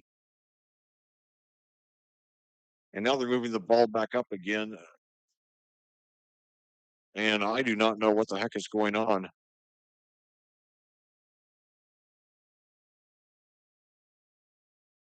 They're doing it on this, and now they're backing it up again. So this is the third time that that that Jackson Dunny is kicking off now.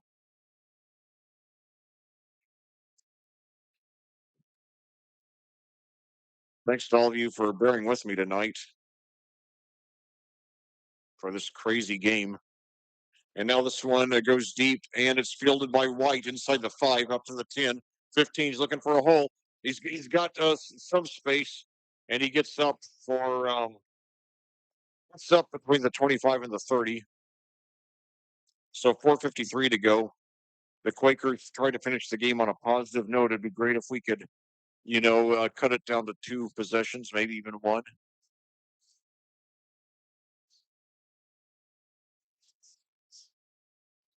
So two receivers now to the left, one to the right.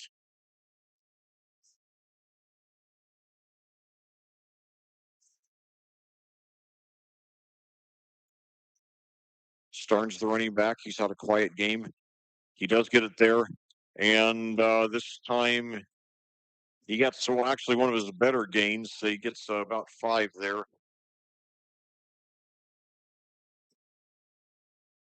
4:39 to go and counting. Give him credit for 6 there. I have him 14 for 54 now. This is the first game all year where he has not scored at all.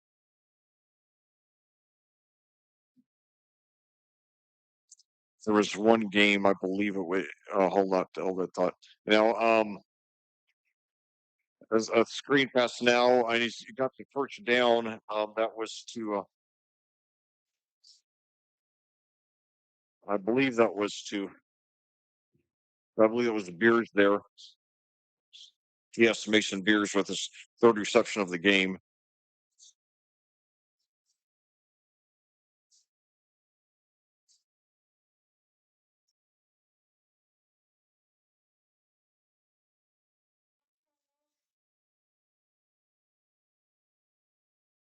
Credit for 6 there. I have Beers now with 3 receptions for 15. And now Sabank takes it, rolls left, and he throws incomplete. Sabank only 11 of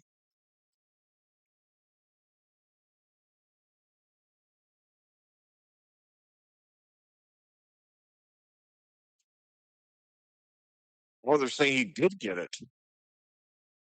Okay, well, I thought he was out of bounds, but okay, well, Quakers catch a break there. Another 10 yards and two receivers to each side now. And now throws deep downfield, but this one is intercept. This one is, I'm sorry, incomplete. Incomplete. Yep.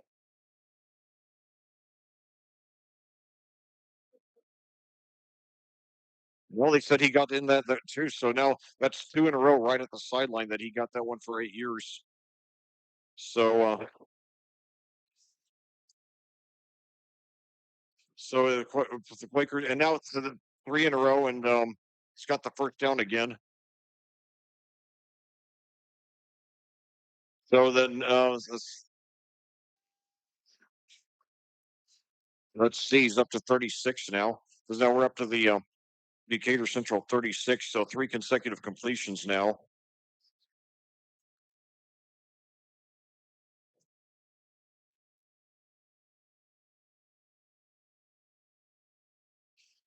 So that's and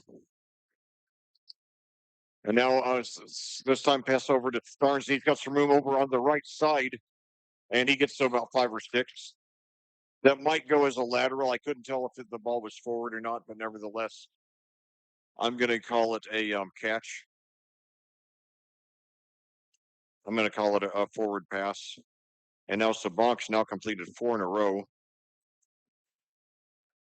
And Starnes with his third reception. He has 21 yards through the air. And now Starnes fakes. And now he throws deep, and he said it's going to be I think it's going to be pass interference. All right, all right.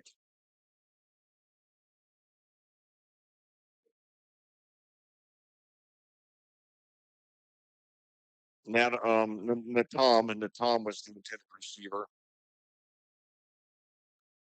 So that would, if assuming it is, that would move it up 15 yards to the 14. Put us in the red zone with 2:18 to go. A good chance to get a score, and then get an onside kick to try to at least make it a one possession game. This might be the longest non-rain or non-weather delayed game I've ever commentated. I think it started right at 7.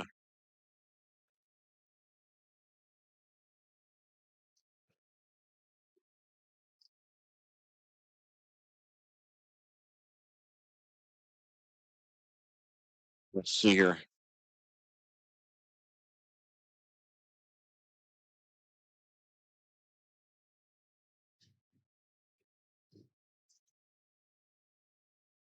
Boy, the amount of penalties in this game.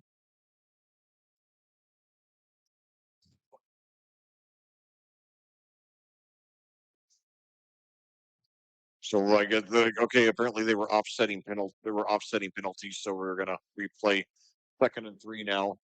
Plainfield at their own 29, trailing by 18, trying to finish the game on a positive note. They have not played badly. They're up against a mammoth of an opponent. So now Sabank throws deep, and it is miscommunication.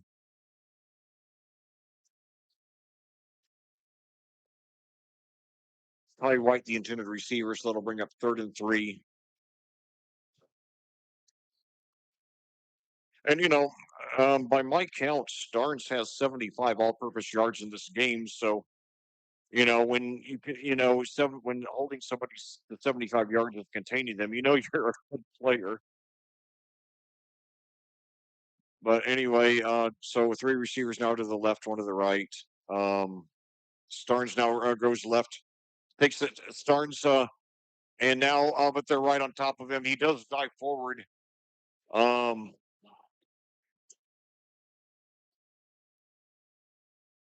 Instead of a gain of one, so that'll bring up fourth, and I'm going to count that one as a rush because it looked to me like he passed it slightly. So they said Starnes lost one there. So 4th and 3 now at the 30 now. Low snap, but gets it, throws it, and he's got the completion for the for the first down. He's out of bounds. So Luke Starnes picks up about 10 there. So the Quakers still with a shot to get a late score here. Picks up 11 there.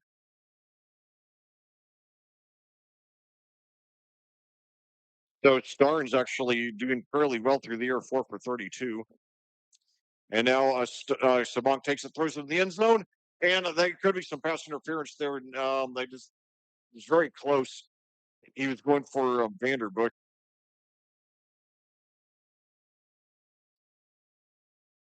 Second and 10 now, 123 to go in the game. The Quakers have it on the 18, the Decatur Central 18.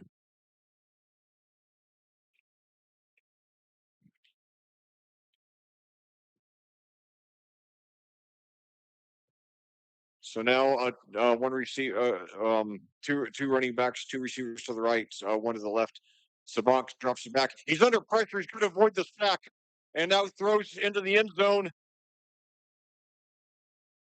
and incomplete. He was going for White. He was well covered, but it was a good effort and good showing some good mobility getting away from what looked like was going to be a sack. So 1:15 to go, third and 10 for the Quakers. I think they've taken a timeout here. Their second. So anyway, let me finish the story. So anyway, I posted a few days before Plainfield played Fort Wayne Snyder. I'm sorry, before Decatur Central played Fort Wayne Snyder in the 2023 Class 5A state championship game. I posted to um, Bo Bo Polston's Twitter or X page. I told him that I was the Plainfield radio guy and that I um and that I I always cheer for um mid-state conference teams in the tournament when they're not playing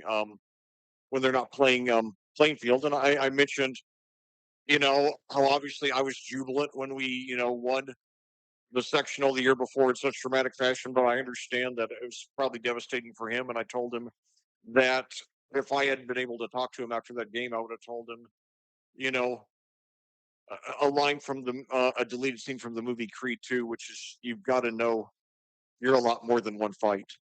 And he shared my post and thanked me, so I really appreciated that. So anyway, and now fix the handoff, screen pass, but it's tipped, it's deflected. So now 4th and 10. So the Quakers down to possibly their last offensive play with 1:11 to go, 4th and 10. They have not gotten an offensive score here in the second half. They led the game at one time 13-8. Hawks are on a 29-6 run since then.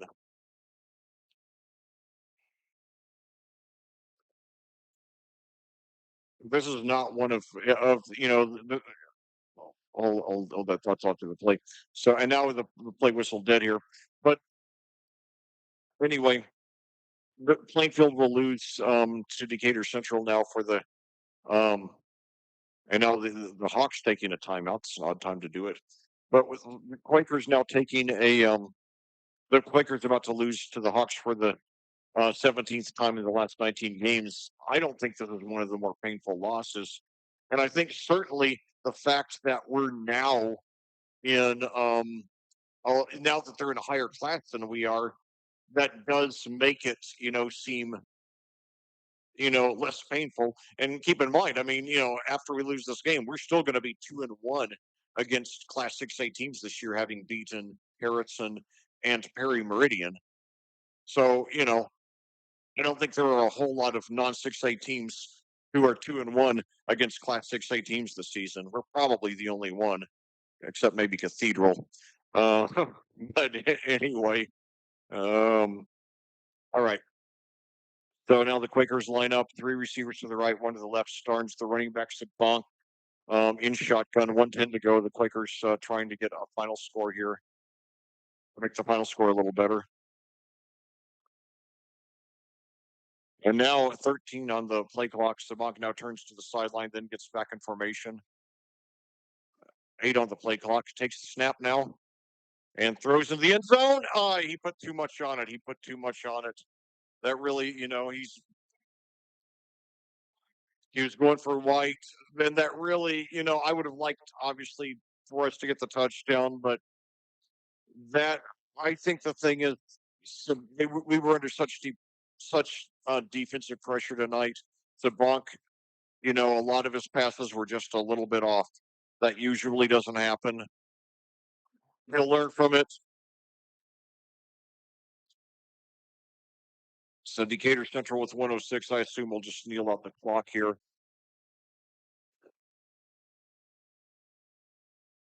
They do. So your Plainfield Quakers get off to a promising start. Um, Decatur Central then slowly pulls away in the second half, but still, all in all, a fairly solid performance. Um, that shows this is a big time program that we're able to stay fairly competitive with a ranked 6A team, not to mention a team that's been to the state championship game, granted in 5A and been there the last 2 years, winning last year. So your final score here tonight at Southwest Indianapolis, Decatur Central 13, Plainfield. I'm sorry, Decatur Central 37, Plainfield 19. We'll be back after these final words from our sponsors um, on audiosportsonline.com.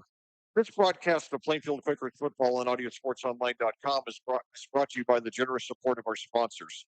We would like to recognize them and we hope we will support them.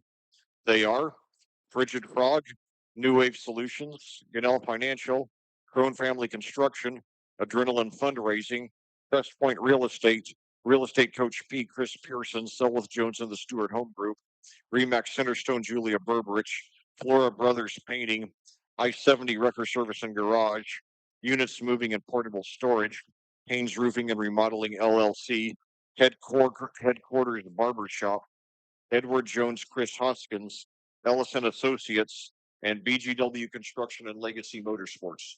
Thank you, sponsors. Your support of the student athletes of Plainfield High School is greatly appreciated. Well, back here at Southwest Indianapolis for a final time tonight, where your Plainfield Quakers have suffered their first loss of the season and lost to the arch-rival Decatur Central Hawks for the fourth consecutive time and 17th time in the last 19 games, although not by as bad a score as is often the case. Plainfield uh, played relatively close, losing only 37-19.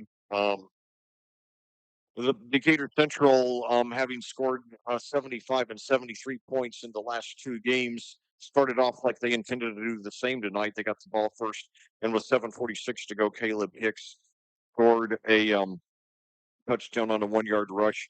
The 2 point conversion made it 8-0. However, Plainfield was undaunted after Bryce Bonk was incomplete on his first two passes on Plainfield's first drive. Then he threw 67 yards to Xander Natom, and Ethan Ellis hit the extra point, making it on a trick play in which wide receiver Xander Natom took in a 7 yard rush for a touchdown.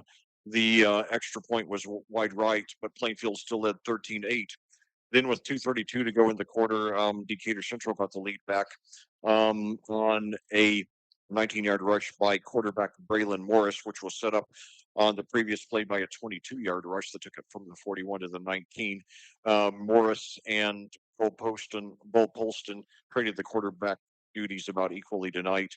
Then a 2 point conversion again was good, making the score 16-13. After Plainfield failed to score on either of its first two possessions of the second half, Decatur Central finally got its first two possession lead of the game on a 5 yard rush by Morris. This time they went for a 1 point conversion by Jackson Bunny, and that made the score 23-13. And then the Quakers, the Hawks really started to pull away with a 21 in the fourth quarter on a 1 yard rush by Pharrell Carter, making it 31-13. The Quakers did not roll over and die, though, on Decatur Central's ensuing possession. Holston was about to get sacked and threw a desperation pass that was intercepted by Tayshawn Callahan, who took it all the way in for the touchdown. The conversion failed, making it 31-19. And then after an onside kick failed, Bo Polston apparently wanting to redeem himself for the interception that was returned for a touchdown, threw 37 yards to Braylon Morris, his co-quarterback, for a touchdown, and the the 2-point conversion attempt failed, bringing us to our final score of 37-19. We'll look at the individual statistics first of all for Plainfield. Bryce Bonk completed 16 of 34 passes, just under half, for 172 yards, one touchdown, and one interception. Xander Natom, probably the MVP of the Quakers for the game. Five receptions for 102 yards and one touchdown. Five receptions for 102 yards and one touchdown. Luke Starnes did a little better, receiving than passing tonight. Had four receptions for 32 yards. Then, other than that, nobody got much as far as yardage. Mason Beers did have three receptions, but for only 15 yards. Cohen Vanderbush, 2 for 22. Hayden Herbeck, 1 for 3. And Jack Nagy, 1 for -2. On the grounds, Luke Starnes, modest by his standpoint, modest by his standards, 15 rushes for 53 yards combined with the 32 passing yards. He still had 85 all-purpose yards. He still got in the neighborhood of 100. Um, Obviously, Decatur Central, a very strong, powerful team that was destined to stop him. Nobody else got much rushing, although Cohen Vanderbush did get a touchdown on a 7-yard rush, his only rush of the game. Other than that, Bryson Bonk, 4 for 10, Xander Natom, 1 for 6, and Austin Ward, 1 for 9. Meanwhile, for Decatur Central, Bo Polston played about half of the game at quarterback. In his second game back after missing 3 games with a shoulder injury he suffered back in week 1 versus Avon. He completed a modest 8 of 13 passes for 95 yards, 1 touchdown, and 1 interception. He did not throw long much, leading me to think that his shoulder might not be 100% yet, but he looked like, he's at least close to it on that long pass to Morris for the touchdown late in the game. Braylon Morris, the other quarterback, was mainly a rusher. He threw only 1 pass. It was incomplete. On receiving, Braylon Morris had 1 reception from Polston for 37 yards and a touchdown. Terrell Carter had 3 receptions for 27 yards. Carson Ison, 2 for 16. Jalen Leith, 1 for 7. And Kashmir Hicks, 1 for 5. On the ground, Morris, the player of the game, unquestionably, 11 rushes, 119 yards, 2 touchdowns, also had the receiving touchdown. In addition, Kashmir Hicks, 10 rushes for 44 yards and a touchdown. Pharrell Carter, 2 for 20 and a touchdown. Jalen Leith, 6 for 33. Bo Polston, 7 for 36. And Colton Ison for 2. So in conclusion, this is a game in which Plainfield, unquestionably, they were overmatched. We have a lot of talent. Decatur Central has more talent. They have more size, more speed. They are a bigger school. They're 6A now. And, you know, we made them, they scored 37 points, but keep in mind that they scored 75 and 73 the last 2 games. So we held them to about half that tonight. And we really made them earn their points. They really, crept up, a little at a time, slowly pulling away. But there was never a situation where we just, got massacred. And there were a couple of opportunities that we had, that we didn't take advantage of. Like when we had they committed the roughing the punter penalty, and we got that drive extended, and the 15 free yards that brought us up to our own 46, and then we ended up not getting a first down. But you know, I'm taking a glass 2/3 full approach with this game. We're not going to play a team anywhere near this good the rest of the regular season. We should beat our two remaining home opponents in the regular season pretty easily. Franklin next week, and then Martinsville 2 weeks after that. Whiteland 2 weeks from tonight on the road. That's going to be a little hard. Still a very winnable game. Um, Decatur Central beat Whiteland 29-14. Um, Roughly, what they beat us by just a few less points. Um, and then Whiteland is a team that has not quite been up to elite level since they got the state championship game 3 years ago. We finally beat them last year after losing our last seven to them. And I think we've got a good shot to win that one, which would put us for our second consecutive 8-1 regular season. Um, but anyway, what can we take from this game? I think it's just an example of how it's very important that we just continue to grow the passing offense and get more threats. Receiving threats to take more pressure off Starnes to get him, more opportunities. He was well covered all game, um,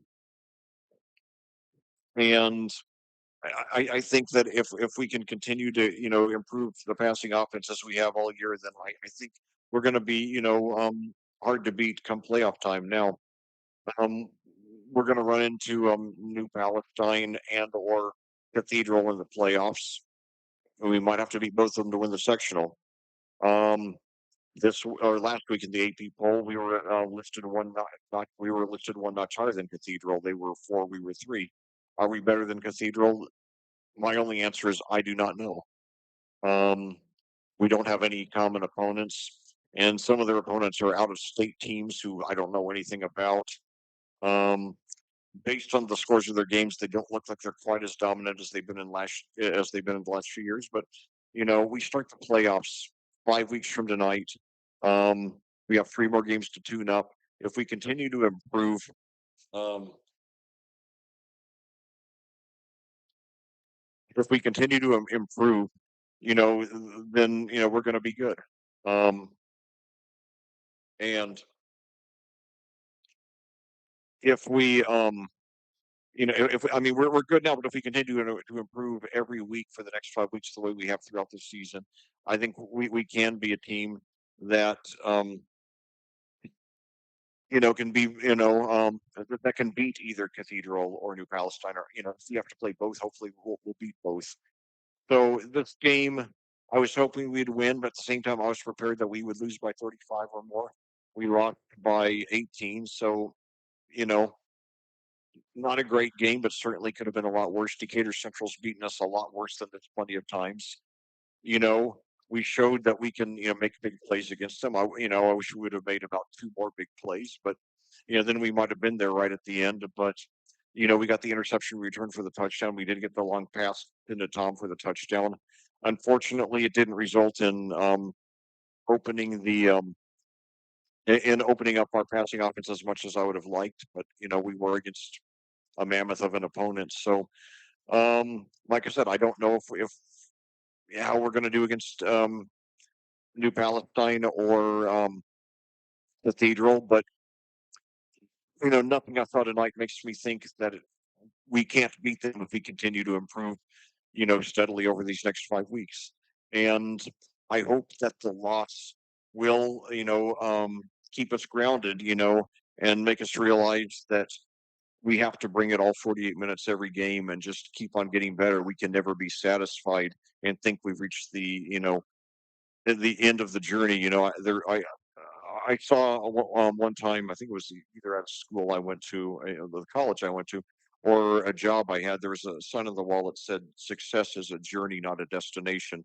We have to treat it as a journey and just try to succeed every week. And the way we succeed is by continue to improve to the maximum of our potential. So anyway, Plainfield will return to action 1 week from tonight. We'll be back at home for fourth of our five regular season home games against the Franklin Grizzly Cubs, a team who beat us 3 out of 4 games from 2019 to 2022, but who we've beaten the last 2 years, and who entered their game tonight on a 3-game losing streak. They got off to a good start of the season, beating um, beating Southport 37-0, and then Mount Vernon Fortville 27-14. But that was followed by a 15-7 loss to Perry Meridian. The same Perry Meridian we beat 41-6. And then they lost their subsequent two games as well, um, against they lost to Mooresville, I believe 21-14, and then last week they lost 42-41 to Martinsville, the same Martinsville team that lost 75-6 to Decatur Central a couple of weeks ago. So obviously a very winnable game. And we're supposed to have temperatures of about 75 and partly cloudy, so it should be very pleasant weather, especially for week 7 for the first weekend in October. So what I want, now more than ever, we got a great road crowd from tonight, maybe the best road crowd I've ever seen for Plainfield. So let's just fill up. I know it's not homecoming next week like it was last week for the win over Greenwood, but let's fill up the crowd. Let's fill up the bleachers and show the kids that, regardless of the loss, we still believe in them, and that we're going to support them all the way. And we believe that they can overcome this loss and go on to still go a long, long way and make this a banner season and make a good playoff run and be ready when we do go against Cathedral and or New Palestine. And for the sake of clarification, I mentioned this before, but not tonight. Cathedral and New Palestine last week was ranked number 1 in the AP poll.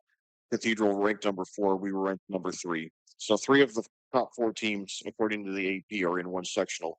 The other team is Anderson, who is awful. We beat them 63-8 in the first round of the playoffs last year. I hope we draw them in the first round again so that we don't have to beat both Cathedral and New Palestine. We'd only have to beat one of the two. But we got to be prepared for whatever happens. And so, anyway, whatever happens, hopefully we'll get the job done and play up to our potential. And if we can beat one of those heavyweights, that's great. But as long as we play the best we're capable of playing, I'll always be at peace. And no matter what, I'm very proud of these kids, and honored to be their commentator and honored to bring their games to you. And gosh, I struggle those 6 days in between games, but when that time rolls around on Friday night, I'm always ready to rock. So anyway, once again, your final score here tonight at Southwest Indianapolis, Decatur Central 37, Plainfield 19. The Hawks get their 4th consecutive win after the 0-2 start. They improved to 4-2. Plainfield suffers its first loss. They're now 5-1, and the Hawks get their 4th consecutive win over the Quakers. Well, this concludes your broadcast. As always, thank you so much for joining me, and I cordially invite you to do so again 1 week from tonight when your Plainfield Quakers return home to host the Franklin Grizzly Cubs. Until then, for audiosportsonline.com, this is Steve McAtee saying go Quakers, and remember, there is a difference only you can make.